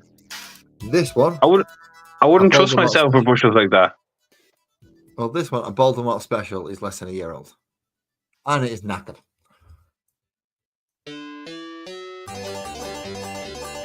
What is the fine line brush? It's a little bit too fine line and a little bit too difficult for me to control at the moment, unless well, it's still too difficult for me to control, but I will use it if I need to. What is this music? This music is Earthworm Jim and the Asteroids. So yeah, as I said, as opposed to putting popular music and pop music up there, you'll get copyright flag being struck because 100%. the companies don't want you do it. So if you get a game soundtrack instead and run that in the background, you run less of a risk. Right, that I believe is base done, blue done, gold done, silver done on all of these. And we have the craziest little rabbit hole hunter we've ever seen, Kirsty from the Rabbit Hole Library. Hello. Hello, love. How are you? Hello. I'm good. Hello. I see your microphone has not clicked. I'm not wearing it. I'm using my You're not phone. wearing it. Right. Well, this is a better way of doing your microphone than the other one because it doesn't peak. That's good to know. Okay. That's looking good, lads. Looking good, man. Yeah. So that's 15 of those now. Hopefully they go on the battlefield and won't look out of place next to him. And lads, are they the equivalent to like Nurgles? Like, are they the equivalent to like them things for chaos? What things for chaos you're gonna have? Yes, Nurglings. Yeah, Ripper Nurglings, Swarms. Yeah, Ripper Swarms for Tyranids. Right. Yeah, just basically they're annoying little bug things that are just there to just clog you up. And Love stuff like that. They do it particularly well, I've got to say. I mean, these aren't mine; these are my friends. I've got, although I do have about 4 Ripper Swarm bases for my Tyranids, they don't generally make it into an army because I'd rather put other things in, like barbed gaunts or non-emissary. You know, something that's not quite as wussy as a Ripper Swarm base. And again, people, don't smoke. Do not smoke. It's a bad thing. It's a very bad thing. So, Kirsty, any questions while you're up here? Because you like to jump down these rabbit holes. And at the moment, you've got 2 of us. And you can sit here and go, what the fuck's that? I don't know what to do. Don't know what to do. Well, I'm just finished the Necron Scarabs, and Kit Bash is making a custom base for his own custom model for what's called a Venom Crawler for the Chaos faction. Wow. I don't envy him because I've seen the size of a Venom Crawler and it's the same size as a Psychophage. And they're fucking big. Hello. I can hear you. It was not a plastic cup. It was a Santa. You're still there, Kirsty. You just. Okay. I can hear you. You are a little quiet, so if you drop slightly closer to the microphone.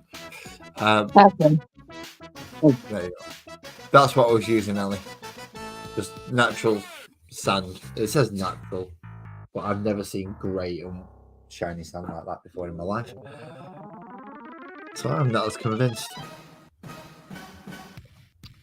Okay, so now I have done the basis and the Necron thing. I now get to move this one out of the way and hopefully paint these barrels red. Now that I've actually found my bloody red. You go over there to dry. So, for those of you who remember last model I'm using, I was doing this and I was trying to make red. And if you remember how I did it, made it then. No, what I did is I cheated and just found my old one. Good. I don't know if it's technically cheating in finding in the actual paint that you wanted in the first place, but I'm going to say it's cheating. As soon as I tried to make red out of pink and brown. Kit Bash, it doesn't work, by the way. If you haven't got a red, don't try pink and brown. It doesn't work. You just end up with dark pink.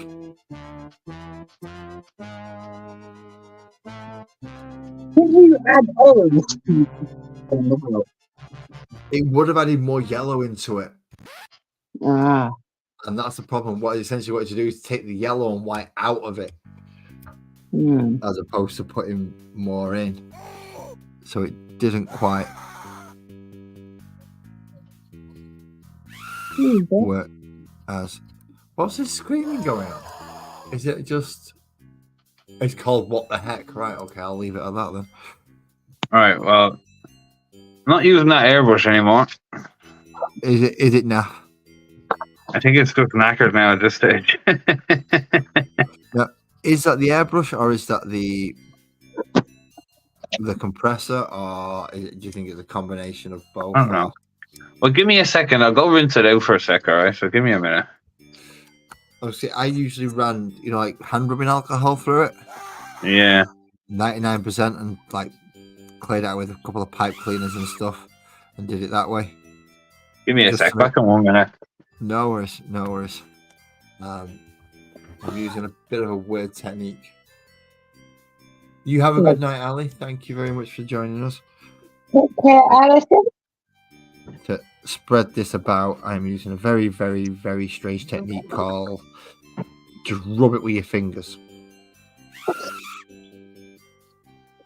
Yeah, that's red. Yep, that's red. And if I rub it with my fingers, hopefully when I bring it closer, you'll still be able to get a little bit of that silvery shine through to say that, oh yeah, that's not completely red, it's slightly more worn. Yeah. Hopefully. If not, I'm just going to have to run over it like this. And then get a piece of kitchen roll and dab like hell.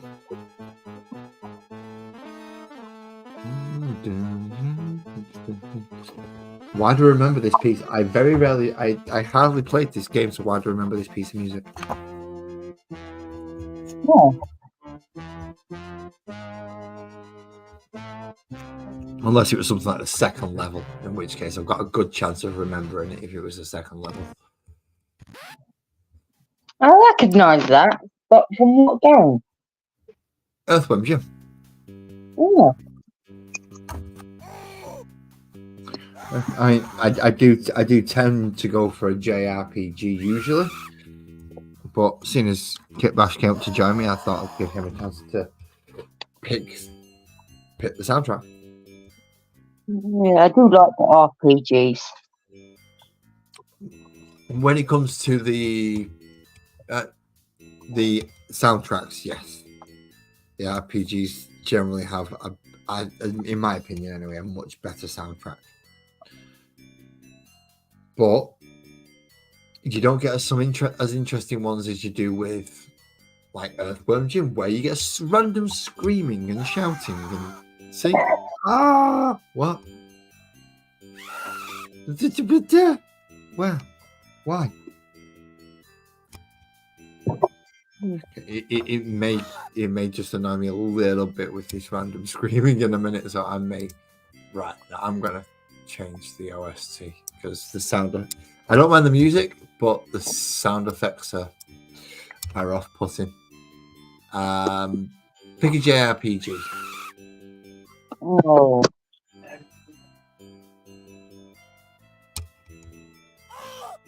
Not a hard choice. What RPG I would play? Did you say Kingdom Hearts? Yeah, I do that. I like that game. That's a lot of fun, just killing the heartless. E-A-R-T. Where the fuck is the nest gone when you're looking at it upside down? What? And my keyboard's upside down, so when I'm looking at it, Ah. I've got to try and remember where that bit is because it's not in the correct place where it should be. All right, I'm back. Welcome back. We have changed the music. We've gone for a Kingdom Hearts soundtrack because the sound effects in the background of people going was a little off-putting from the music. So Yeah, sounds like someone's being murdered or something. yeah, and although I don't make these for kids, I don't want to get put on a list. Yeah. So it's like, yeah, this guy's a bit dangerous, you know. He's got this going on and this going on. And if you listen carefully, you can hear people getting murdered in the background. No, they're not. It's soundtracks. But I wouldn't expect some forces to understand the difference between a soundtrack and a real thing. So I'll err on caution and just not give them the chance. Right, my favourite part of any project, dry brushing. So I have red barrels now. I've just got to finish off what I wasn't happy about with these. If we can get this to hold, just slot on so I can turn it sideways. Thank you. See, now this middle level is nowhere near toned. So this middle level is nowhere near toned to the same level as the other ones. Ah. So I've got my favorite technique to do. How come you don't seem happy with that? Because it's never ending. yeah, it essentially is because it's never ending. Once I do one stage, I see other bits that I can then add to it. And then once I finish one stage, I think, well, if I just do this to this bit, that'll add more to it. So looking at this section here, okay, I've got two nice bright red barrels. I've got a little bit of metal coming up from the rebar of the broken walls that I've just snapped a bit off of. Wonderful. However, this is supposed to be a section of wall, and this is supposed to be a section of wall. So why haven't I bricked it? Good question. Did you forget? No, I just wasn't sure what it was going to be when I put it. I just put it in there to fill it out, to fill out the gap, so it just wasn't this filler stuff. That's the only reason I put it in there. Now that I've put it in there, I know that I've got a section of wall here, a section of wall here, a section of wall here that I'm going to have to now brick up, repaint, re-dry brush, one or two brown or green, and then get all that to the same color and tone as that, which this is not. It is considerably darker and not standing out anywhere near as much.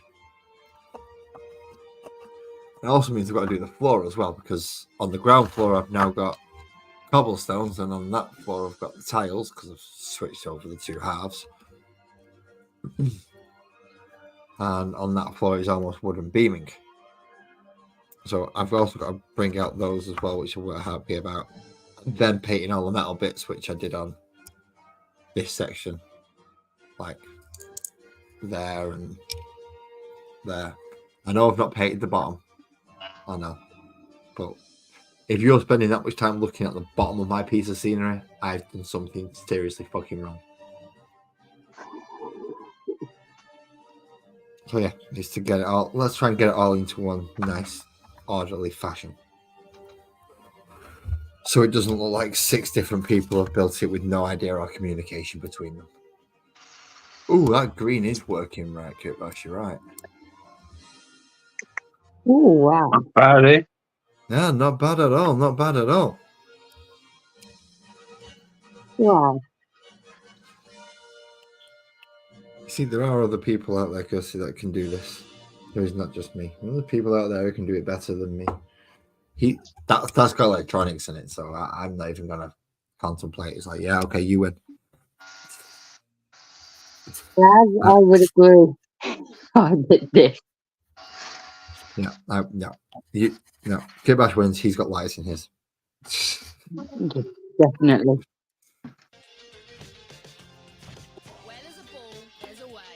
I can hear an advert. Using Photoshop's new generative No. feature. Create high quality, Go away. unique images. Get started with Go Photoshop away. today. You've got a mullet, mate. I don't want to listen to you. Please go away. No, I refuse to watch an advert of a guy with I say a guy, a kid with a mullet. It's like mullets have never been cool. Even when they were cool, they weren't cool. Yeah, I had a mullet and it still wasn't cool. Like they were not cool when they were cool. No, they weren't. They weren't. I mean, no. Why would you? And in this day and age of all things, so why would you have a mullet? Like, well, I want long hair and I want short hair. No. They're nasty. Yeah, they are. It's to me, it's almost the epitome of Southern trailer park. Yeah. Or Florida. As I said, Southern trailer park. Don't tell Dan's dad I said that I want coffee. I won't, don't worry. That is, of course, unless Dan's already in here, in which case he's just heard me say, Dan, I still want my coffee. Oh my. What? I like coffee. And if somebody says they're going to send me some over that I've not tried before, and it's like, you can try this. It's like, okay. I'm It's not like say no. heaven. Have you already got some? No, I don't drink coffee. It makes me ill. Oh. See, Yeah. I don't mind the percolated stuff. I drink instant as well, but instant I have to have something like coffee whitener. I can't do milk too much with it. It just makes me sick. I don't know whether it's a slight lactose thing or what, but yeah, coffee with milk is just a no-go, really. Tea with milk, fine. Perfectly fine with tea with milk. But yeah, can't do coffee. How about you, Kit Bash? Are you a tea or a coffee man? Used to be tea, then it was coffee, then back to tea, and right now, I'm addicted to iced coffee, man. Iced coffee. Yeah. They're not bad. They're not bad. I probably drink about at least 2 liters a day, man. Oh, that's not good. Yeah, I've been told that. That's there's drinking it, and then there's I can't say much. I've got a half liter cup for my tea, and I drink about 4 or 5 of these a day. So cheers for that one. Yeah. What? Jeez. I used to drink that much coffee in my younger days. So I used to drink it black with 3 sugars, and it ended up putting me to the doctors. So I came off that. You know, I was addicted to it years ago when I did electrics, and then I stopped drinking it, and then recently just got back into it. I'm telling you though, it does help when you do 24-hour kit bashing sessions. Oh, of that I have no doubt. Of that I have no doubt. Keeps me going. I don't get the option to do 24-hour sessions anymore. Last time I did it. I wish I didn't. The last time I did anything close to a 24-hour session, my son wasn't alive, so and my kids weren't here, so I was quite. It was like, okay, nobody's to get up with in the morning. Now, not so much. Now it's okay, yeah, 2-3 hours at most, maybe 4 if I'm really lucky. I might be able to take what you can when you can, my man. Oh, I do. I try and stay on Mondays about the 9:30 mark, so then not only me but the family knows, like, okay, this is the time that I'm more likely gonna be down there and on live on YouTube, and I can kind of put that time into it. Then doesn't always work, which is why I'm here on Tuesday this time. Yeah, that's why I do Thursdays. It just gives you a bit of time to focus, pull it to one side. As I said, I'm not a tutorial channel. I'm not good enough to teach people how to do this because I don't even know what I'm doing myself half the time. Mm. This is Same, man. I just wing it majority of the time. Yeah, it's kind of how you've got to do this sometimes. So, as I say, I'm here to show you what practice is. You've got to sit down for hours on end and practice. And eventually, after I think 3 years now of doing this, I'm actually getting to the point where I'll actually put some of my work up on display on Instagram or those type of places for other people to see. When I first You're started, very good, lad. see, I'm okay. I can give you a tabletop standard model. I can't give you a golden demon entry, which is like the high class 100+ hours into a model. That thing looks damn near real and he's about to jump alive type thing. I'm nowhere near that good. There are plenty of people who are on the internet and not on the internet. I'm sure Kitbash is aware of one or two of them and could probably name some other ones that I don't name. Right. Ninja, for Some instance. crazy people out there. There's just some ridiculously talented painters. So, as I said, Ninja, Miniac, both absolutely excellent painters, especially Miniac's tutorial on non-metallic metals. It makes it look so easy. And I tried it, and I just ended up with a grey model. So there's definitely something to say that you've got to practice. If you don't practice, you're not going to get the results you want.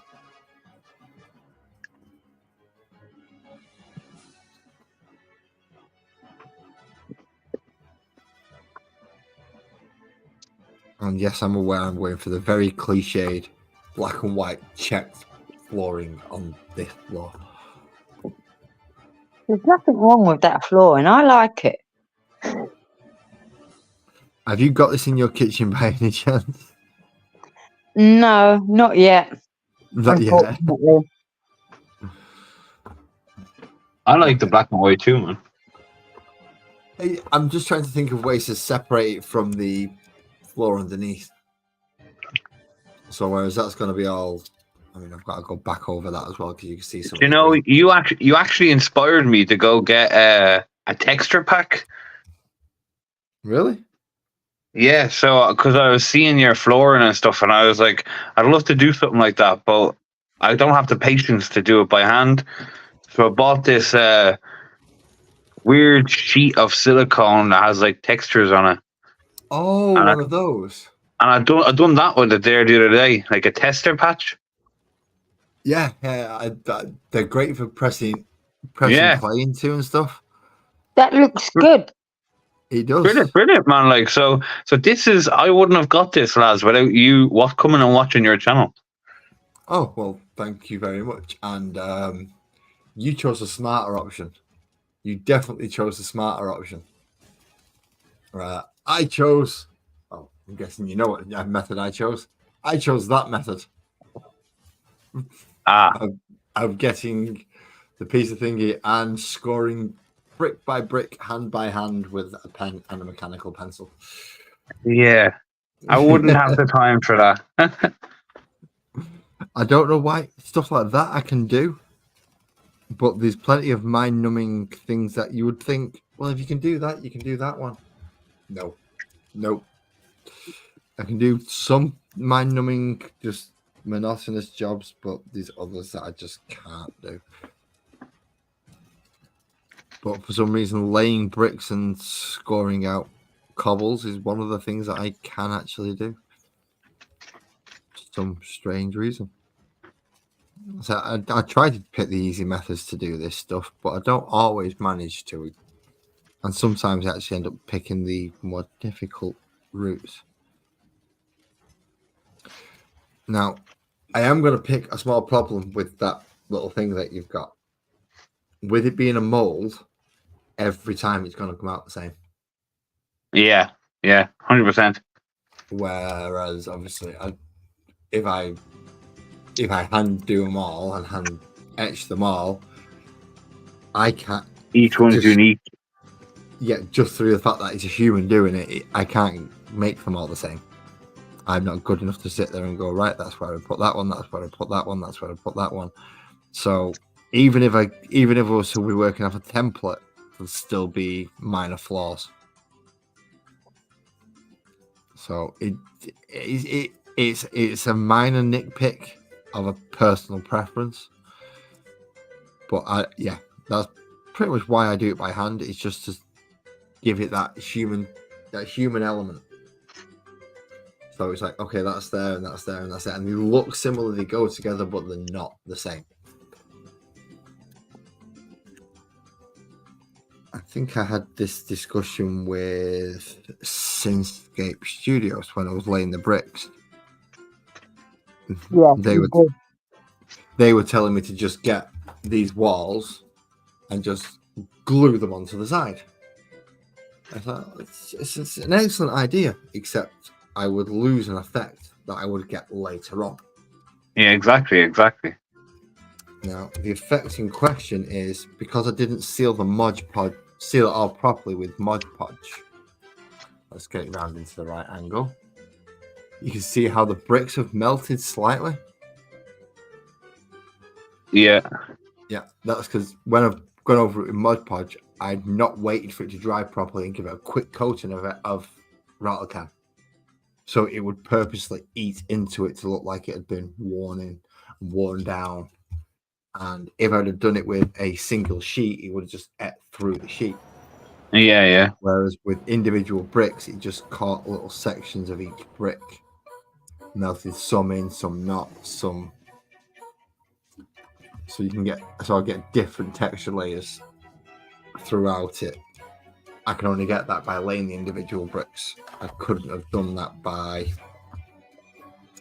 laying down a single foam piece like this is, and then just going over it, because it just ate through in big chunks, as opposed to the little bits.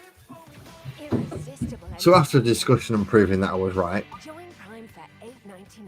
I actually managed to get them to concede the fact that even though they claim to be a professional and a commission painter, I knew better.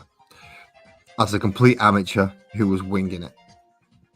I don't think they'll Listen, what did they say? Sometimes two minds are better than one, or whatever, you know?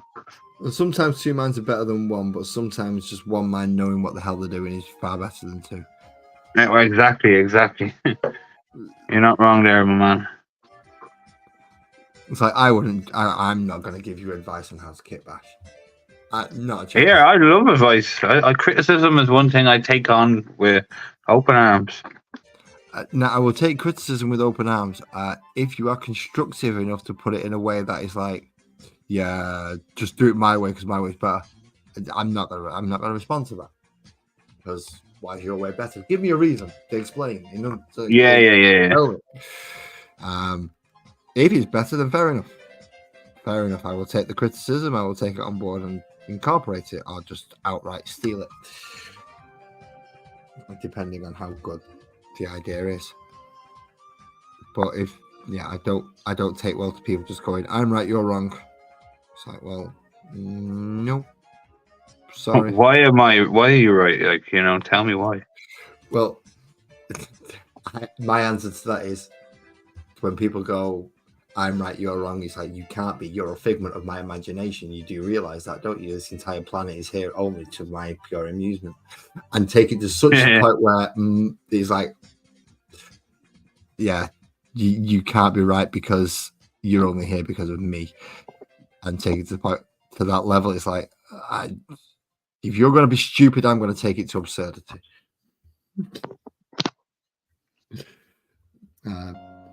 You want to go there? We'll go there. Oh yeah, we'll go there. I have no problems with that. As I said, that's part of the reason why I think I scared out mine and Kirsty's American friend when I got to meet up with him. I think I was a little bit too intense for him. Not knowing when to shut my mouth and not make the joke, even when the relevant people are walking nearby. Oh, we're sat there waiting for food. Certainly not best to make certain jokes. Oh, I have the worst timing when it comes to jokes, man. Go on, Kirsty. You're gonna. Oh no, Kirsty's gonna mute. Yeah, I'm gonna have to head off. My mate is ringing me. Oh, not a problem. Your mate phones you a lot. Yes, that he does. Your friend needs a pet. He's got a cat. Oh God. Okay, never mind then. Good luck, Yeah. Kirsty. See you, Kirsty. See ya. Bye. Oh dear God. Kirsty's a lovely woman. It can send you off on a left tangent without you even realizing it. Hence the rabbit hole library name for her channel. Just I love people who are just a good chat, you know. yeah, that's why I open up Photoshop's extend image help me this for people to come up and talk. Because and I mean you've experienced it, having to sit there on your own, filling in the space, filling in the sound, Yeah. and if you've not got an active chat at that time, you can't respond to the chat, so you've got to fill the time yourself. Well, man, I'd just be sitting here anyway by myself, just doing exactly what I'm doing. So it's a pleasure to be here with yourself and everyone in chat. So, And I'm thankful you've come up. I'm very thankful you've come up because, well, I do like the majority of the Warhammer and gaming community, and it's becoming less and less frequent for us to be able to communicate within the community. I think the good thing with me is I'm like a bridge, lads, between Warhammer and everything else because I'm into a bit of everything. Anything that's got to do with making stuff with your bare hands and creativity, I'm into. So you'll be quite happy sitting there going scale modeling. Let's go down to the tracks and let's do the housing and let's do the tanks and let's do the planes. Why not? You know, it's a new skill to learn. You know, it's something new to get into. Have you looked into?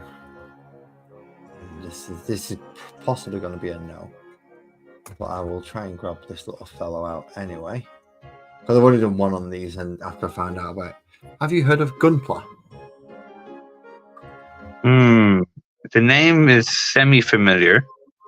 Okay, well, this guy's no glue required. Oh, yeah. I have heard of it. Yeah. So, when I say let's pop which part I'm going to pop off, which is easiest, which is going to be easiest to probably that bit there. Okay, so yeah, it's just little divots and little clip it together bits. So clip his waist in, clip the blue bit into the black bit, then that bit on. Do you know what it reminds me of that thing, Bionica or something like that was called? This is way older. Gundam is 1980. I want to say 4. Japers. Gun D A M on an upside down keyboard. Gundam Wikipedia. The Gundam franchise began in 1979. Oh wow, man, that's crazy. And it is ridiculous how. So what? Mobile Suit Gundam started as a 43 episode TV series in 79 through to 80. Then in 81 and 82, they combined the series into 3 films. And the latest one, I believe, last one past 2009. It's 2013. Because you've got a quite recent one. Hathaway was 2021. Yeah, there we go. Yeah. Requiem of a Vengeance was this year. Was the latest one that they've released.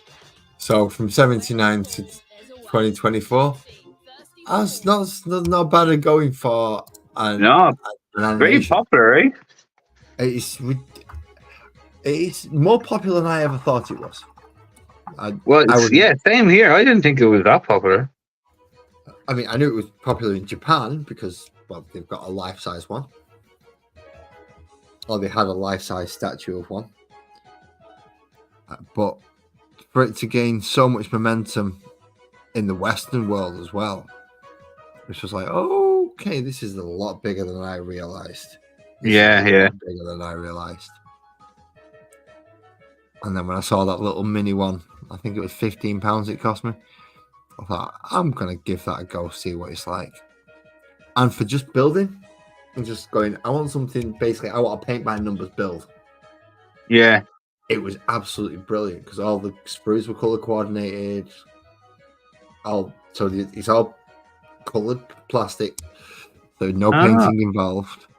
Maybe a couple of stickers or a couple of transfers. And it's all clip. Absolutely wonderful.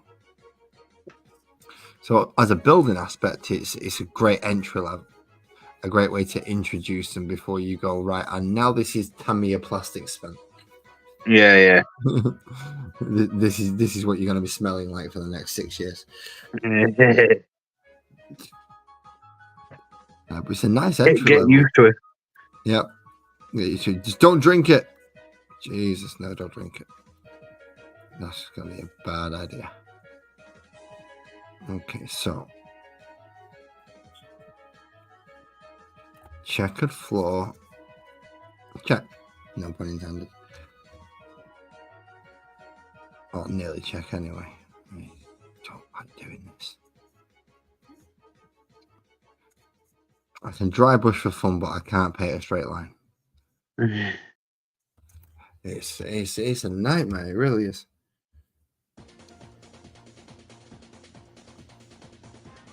Go through all this work just to realise that a squiggly line's just messed it all up for you.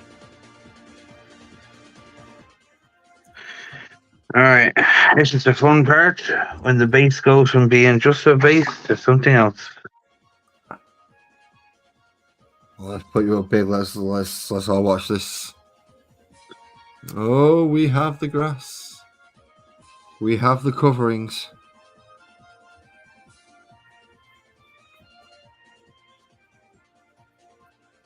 I also have this. I like to put a bit of this in as well. So when I have a black base, I have this white sand that I put over. Okay. Because then it gives a bit of white contrast to the black base. It's not a lot, but it pops up a little bit and gives a nice bit of contrast. So you use that in a similar way to I use the black and grey sand then as well. So you use that white sand in a similar way that I'd use a dry brush. Basically, kind of, yeah. But I do a dry brush down first, and then I would do this as well. Then over that, lads, to be honest, I just go with the flow, man. I don't really ever have proper techniques for stuff. That you're not the only one. You're not the only one. If it feels like it's working, I'll just stick with it. And so far, doing it this way hasn't gone wrong, so I'll just continue doing it this way. It sounds like it could work. Let's give it a try. Yeah, I like that method. That method's so much more fun.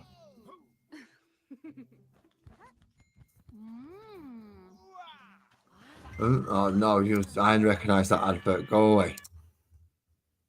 I don't like adverts. I'm not paying for YouTube Premium to get rid of them.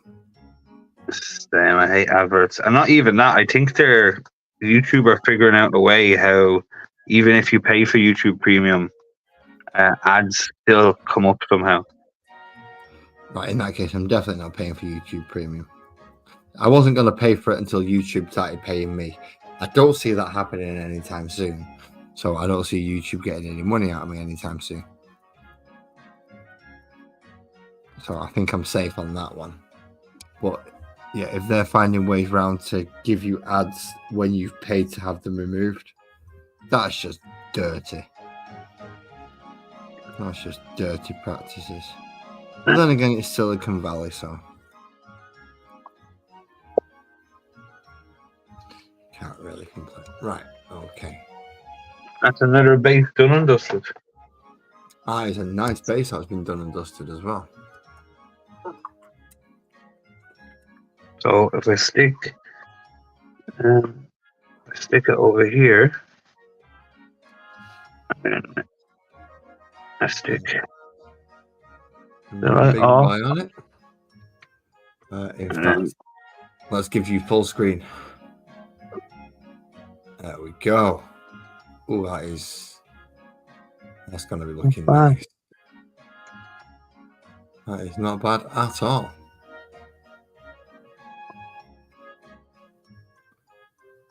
Now, I apologize. We're losing quality because we're running through my system and StreamYard. So the maximum we'll get is 720. Yeah. Stood from the other side of it, though, I can confirm that is very nice. He will sit on top of that, like that. Oh yes. He's a pretty little. Well, he's not. He's an ugly motherfucker, but he's a pretty little model.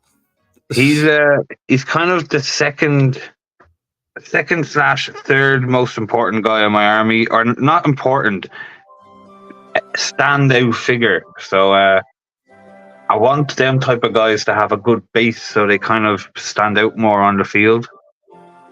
Yeah, so they're not just getting lost within the rank and files. Exactly. So yeah, but you've got two Hellbrutes there next to him. Yeah, but I want him to stand out from the two Hellbrutes. The Hellbrutes aren't anything. This is what's going forward. This is my centerpiece model. Yeah. I kind of stayed away from that with Tyranids.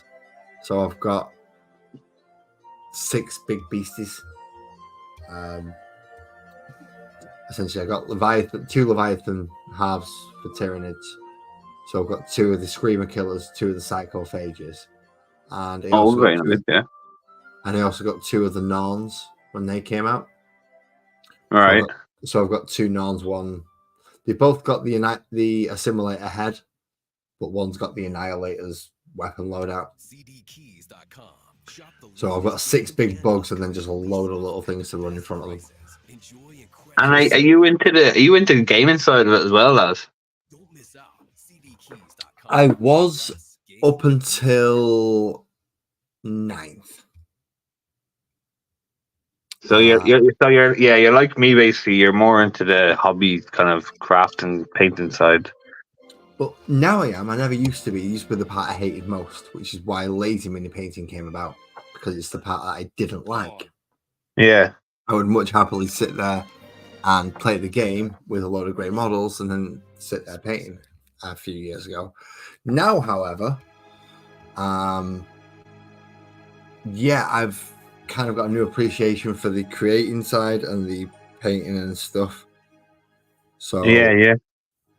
Now that I'm looking at it, it's like, well, I've had some of these models for 20 plus years and they're still sat there in greys and base coats and barely touched. So when I started, you don't understand, pal. I have. Hold on. Here, I'm not getting it because it's miles away.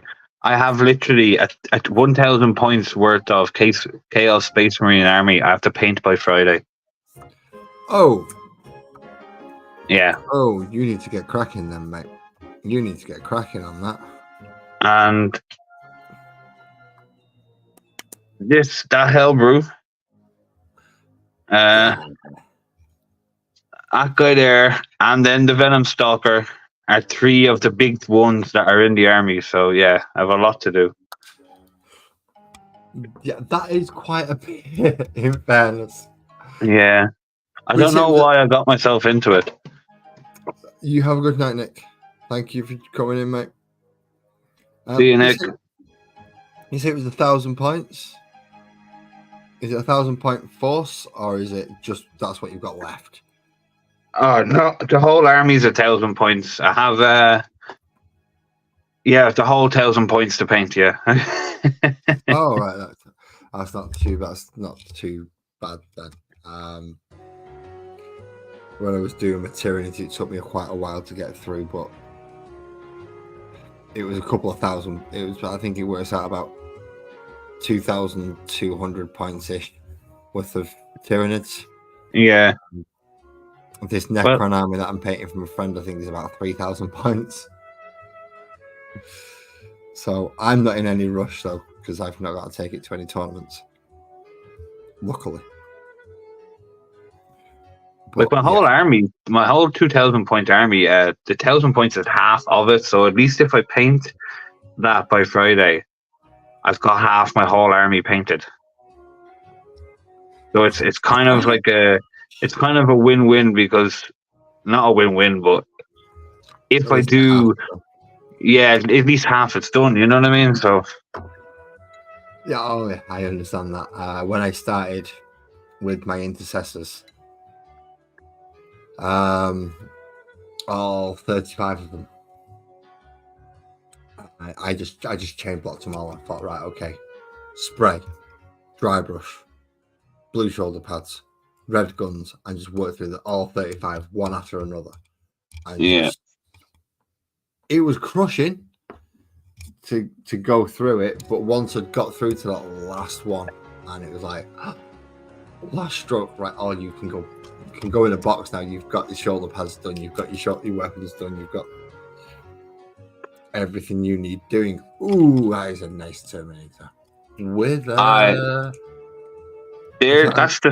the paint scheme that I'm gonna have to do. So see, that's with your airbrush. That shouldn't be too bad.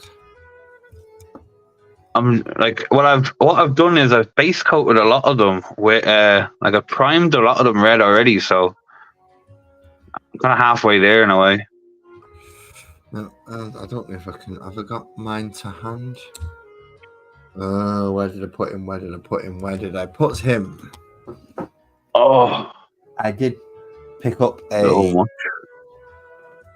one of the kill team boxes, the one where you got the Chaos Legionaries and the Eldari Corsairs. Oh, very nice. So I do have a few Chaos models. I've just got to remember where I put the damn things. So let's first of all get rid of that. Bring that back up there. And yeah, that's my almost Khan attempt. But rather than going for the full red all over, I went for the zenithal priming. Yeah.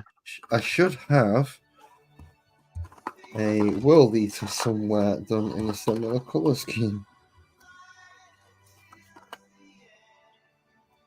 No, you're not the World Eater. You're the Night Lord. Ah, yes, that's the start of my word bearer. Sorry, in a similar color scheme. So I found it really easy to just go black, zenithal, and then just pick my direction and go with the spray.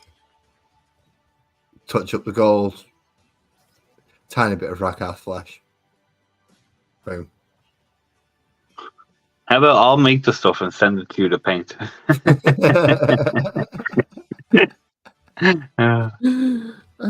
a bit of a collab going. We could. I have a absolute pile of stuff here to do. Like, and it's unreal. Like, I mean, that's the Night Lord. I'll show you here. I'll show you a sneak peek, right? Shh, everybody in chat. Shh, here's the sneak peek. You're now going to see something. All right. So these are my hobbies all lined up. All right. Holy crap! Each one of them drawers is basically a hobby that I have to do. Okay, no.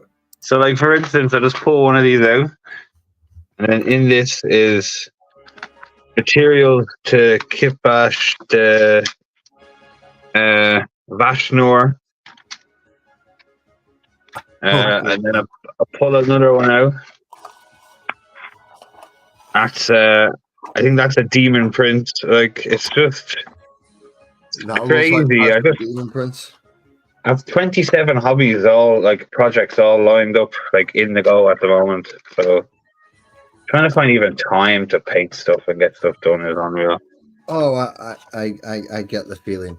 There's my D&D work in progress. Back up. Yeah, there's my D&D work in progress box. Oh, japers. So in there, not only have I got Games Workshop style models, I've got them ones. Like it's overwhelming, but also exciting at the same time. It is. It is. I'm actually trying to find one of the D&D size models that should be in here as well. You know, I have a model that I think you would actually really like that I can't find, but I have it here somewhere. Do elaborate, because I do like a nice model. I do like a nice model. I'm just trying to figure out where my little gnomes and my little dwarves have gone while I'm waiting for the floor to dry on here and on his base, because I've added a little bit of brown and a little bit of black to that sand just to see if it stops it looking as flat as it does on the Scarab bases. So yes, I apologize to all the 4 viewers that are watching at the moment. You're watching probably the most boring part of the painting hobby, which is called drying. Anyone familiar with it will understand that this is frustrating, annoying, and you have no control over it whatsoever. Unless you have the, I believe, patent pending by MS Paint's Dry Faster You Bastard Machine 2000 Mark II. Are you not aware of MS Paints? No. He's obviously another YouTube content creator, and essentially he has got a hairdryer mounted on a boom arm pointing down at his project, so he can, when he's soaked it all in isopropyl alcohol and then PVA and water, you don't have to sit there for about 6 weeks for it to dry. He just sticks that on over the top of it and calls it a Dry Faster You Bastard machine. That's so clever. Yeah. Oh, look at that. Yeah, that's the little tiny Nomi. No bad to be specific in this instance. Is that like a little banjo on the back or something? Well, I think he's supposed to be a lute. Ah. But yeah, that's a known bard. Certainly doesn't want to get caught next to the Scarface Destroyer. Gnome Druid, which I've still got to contrast this into green to make it done. And the one that I'm proud of most. Oh, that's where my Black Legion dude's gone. Now this is my partner's D&D character. This is a Hill Dwarf Paladin, hammer, shield. But she's very nice. Diddy. She's absolutely diddy. I mean, there's a Primaris Marine, and there's a dwarf next to it. It's like, oh dear God. Tiny, like, and the detail gone into that as well. Again, that's just using Slapshot, but it's just dry brushing and trying to put the right colours over the top of it. And luckily, do you know the name of this? let me bring it up.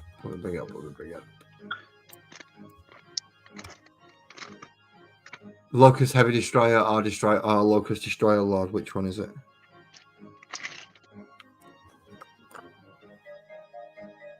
Oh, Where's his weapon? I'm guessing that's the weapon. Okay, that is a Destroyer Lord. A Destroyer Lord. Ah. A Locust Destroyer Lord for the Necrons. I got it and I was like, I wonder what that is, eh? I wonder would lads know what that is. Yep. I do know what that is. I faced that across the battlefield a few times in 7th edition. And he's a little swat is what he is. Right, I see. Think of having a Necron Lord, but he's got a 12-inch movement. Lads, I'm gonna have to go because I just know my phone is on 4% battery. Not a problem, man. I Eh. hope you enjoy the rest of your evening. But yeah, he's a Destroyer Lord. He's a fucker to play against, but he's great to have on your side. Right. Well, I never probably use him. I just seen him. I'd ask you I have you here. You know who he is or what he is, because Well, you are not the only Please person know. who does that. My brother-in-law will quite literally pull out a box of bits and go, "What's that?" And he'll just hand me a pipe, and it's like, Well, look, I'll take you for a wander before I head off, right? oh, So that's them bits. Oh, And then look at all that room and space you have. all them minis. And then we have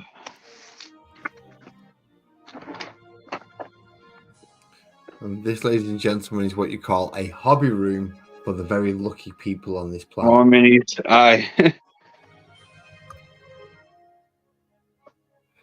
And then I have more minis in here.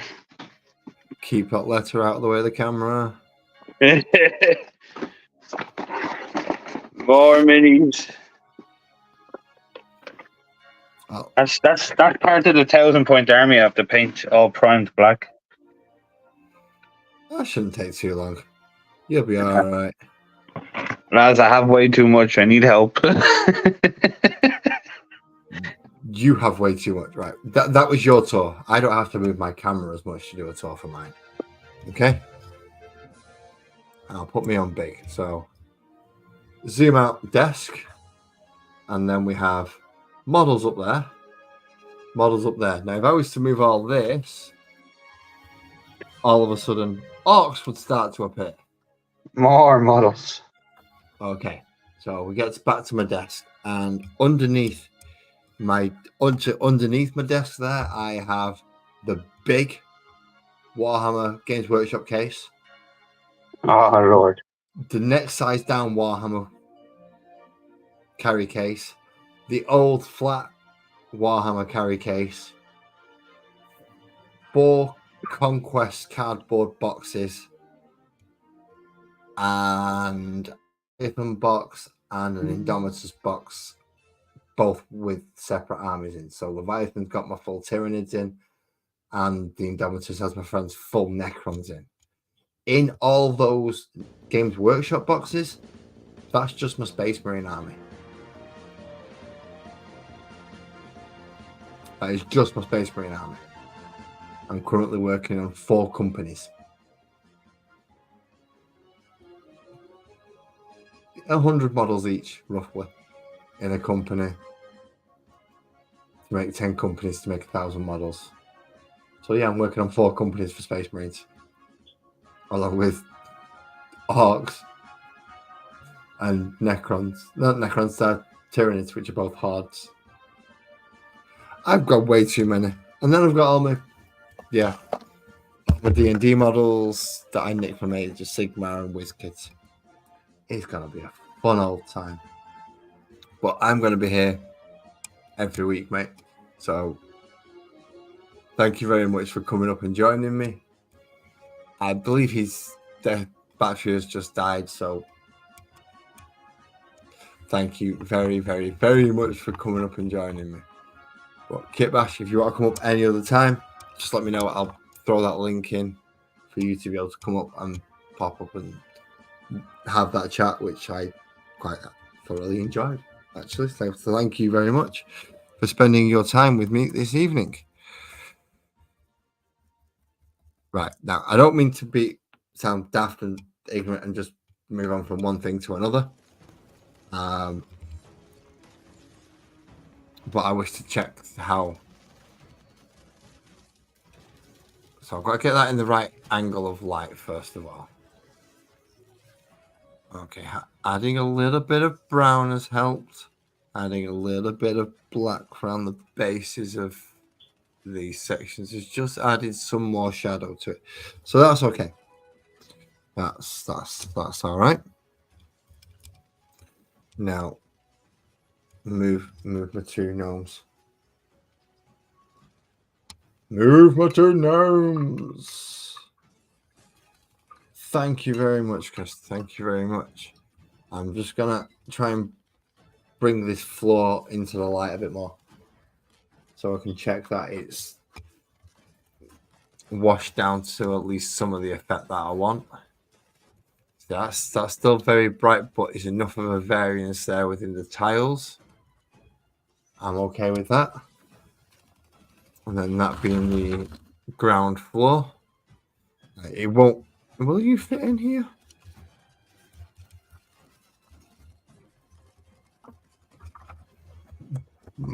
You will fit in there. Jeez, that's a very tight squeeze.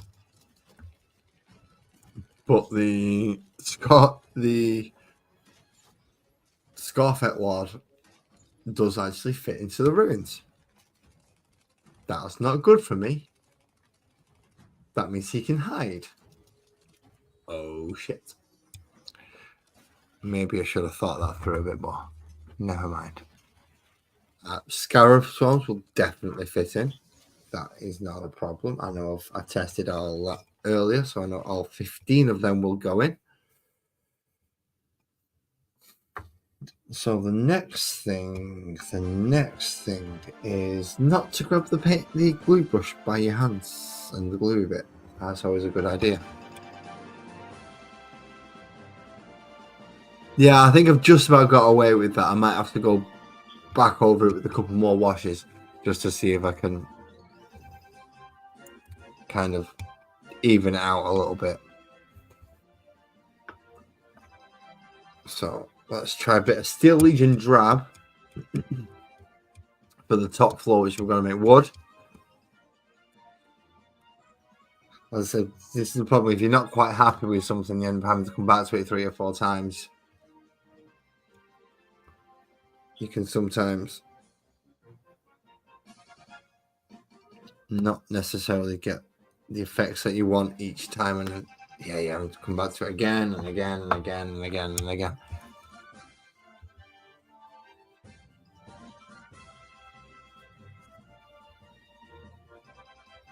So we've got stones, tiles, and woods. Using the heavier.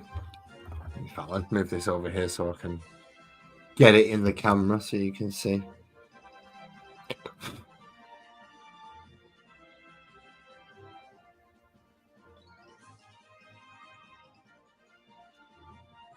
And as it is only my voice you're listening to now, and I know it can be a little bit to listen to, I'm going to just pop the music back up a bit so you've got something a little more enjoyable to listen to while I'm sat here painting. Now this has been a long one for me. This has been what, near 3 hours.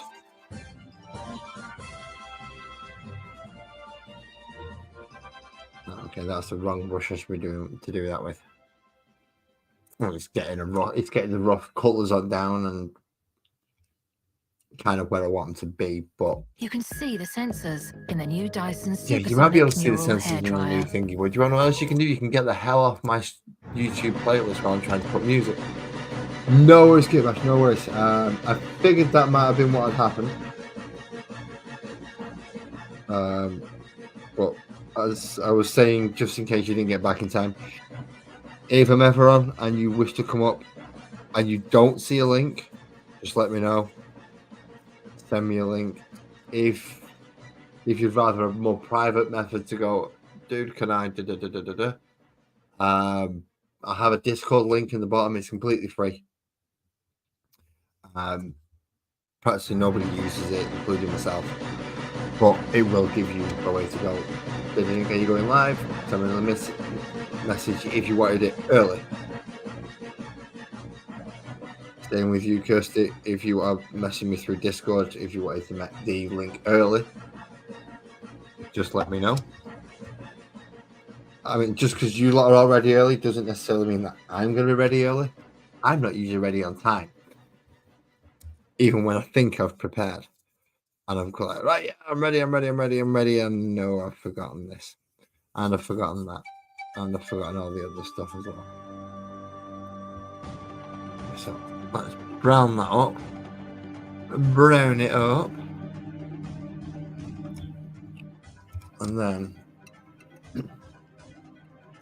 I need to find my Agrat's Earthshade. Now I pulled out the Reichland Flesh Shade and I pulled out the Gnome Oil. That's our Thornian Camo Shade. That's another Gnome Oil. What are you? Your contrast green. Now, do you know something? Sodja, I'm just going to throw Reichland Flesh Shade over it and see how it goes. It's going to fail miserably. A nice big dog with Reichland Flesh Shade. If I start mixing it in with the brown, I'll brush off again. I don't want to mix it too much with the brown and the Reichland. I'll make a fucking mess if I do that. Get myself some nice paint poisoning. There we go.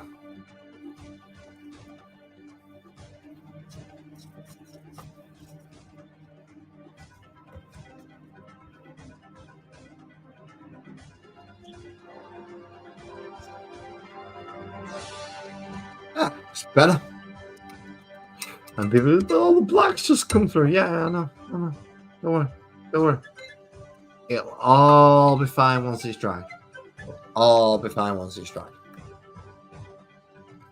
So now that I've decided that I'm swapping the roofs over, so that these become the top for this set. I'm saying this section, you can't even see it. You can't even see the damn thing.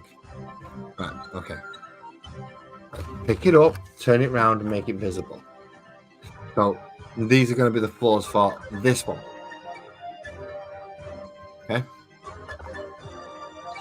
But with these two floors that I've done, I did do the big tall buildings, not enough room for a camera. Okay. These are the ones where I put the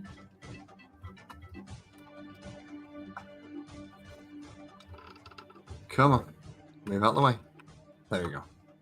No, it's not. Back down here, please. Fine, fuck you. If you're gonna be a pain in the ass, I'll do it this way. This is the one where I put the moss up the side, but did it on the bottom layer as well.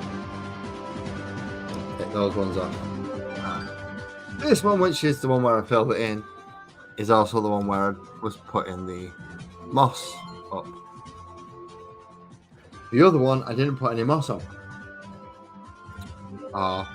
Mixed herbs and PVA glue, for those people who are wondering how I made the moss. Mixed herb and PVA glue. So what I'm going to have to do now is moss up these two. So these ones are the slightly more industrial ones. And then, because the top two sections on this one are now mossed up, I'm going to have to moss up the bottom section as well. So lots of PVA glue, lots of mixed herbs, and sit them in. Before I can do that though, right, so how long? Right, it's been about 2 hours, so I will be calling it quits soon. There we go. And Kit Bash is stone's throw from me in Manchester. What was I saying? I know I was saying words before anyone comes out with that one. I understand that I was saying words, but I can't remember what words I was saying. That was it. Right. Off screen, what I intend to do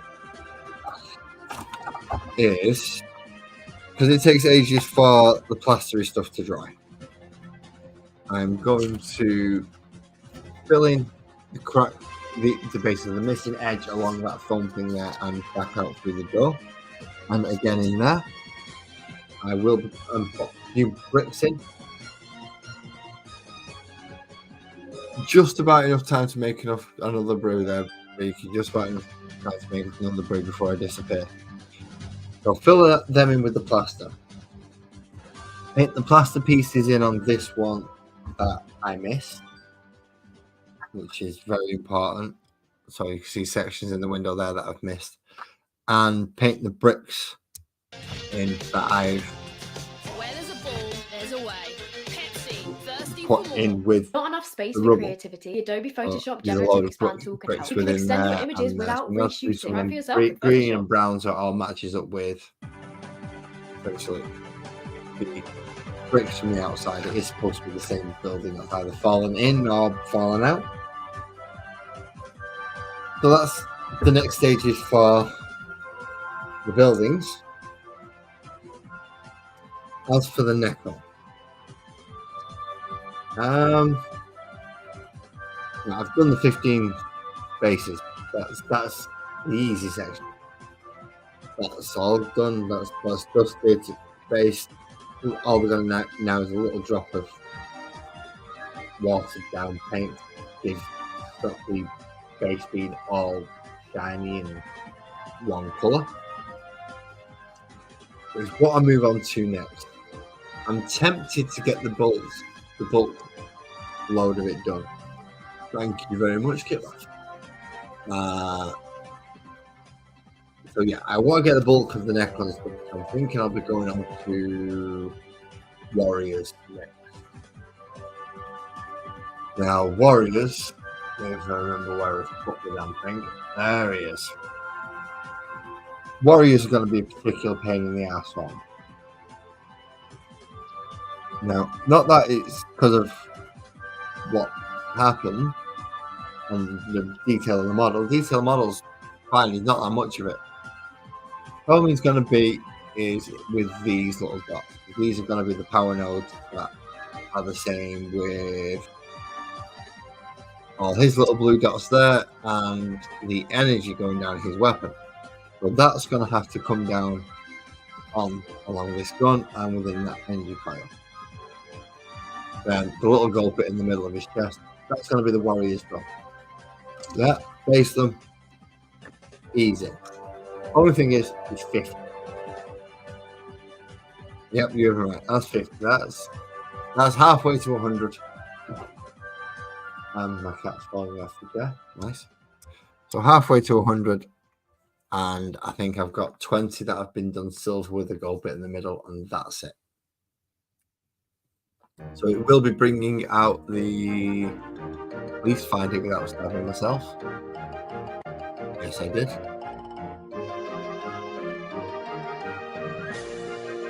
No worries, Kitlash. Thank you very much for coming up to join me. I'm going to try and catch up on your last couple to see how this little chaos team's going, because it does look nice. And you have a good night, man. So yeah, I'm going to have to bring this thing back out to do the lines around. There we go. I can't get a brush in there. It just does not work. What I can do though is take my brush out of the paint pot before I ruin it. I mean, as I said, it's not an expensive Winsor & Newton, but it's still a Winsor & Newton. It's going to hold better than a brand new brush.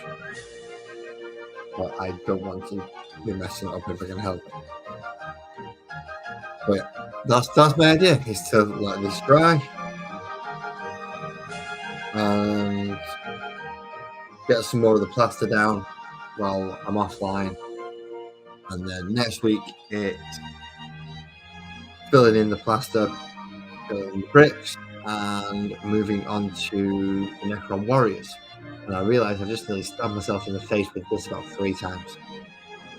I'm putting it back because I'm a danger to myself. But with that, thank you everybody for coming to join me. Thank you for coming up, Kirsty. Thank you very much for coming up. I know I talk over a lot of people. I talk a lot and don't always give people chances to respond. But during that, just tell me to shut up and I'll generally will. I'll let you get a word in edgeways. I'm not that bad. So you have a good night, Kirsty. You have a good night, Kit Bash, and everybody else who's come to join me. Buzzard, Ali, EB, Nick. I'm sure I've forgotten people because I scrolling up. I lose track of people who come in and like McT was in, and I should just go through the usual list of people. So Hayes probably have gone and called in at some point. My missus is probably going to have called in at some point as well.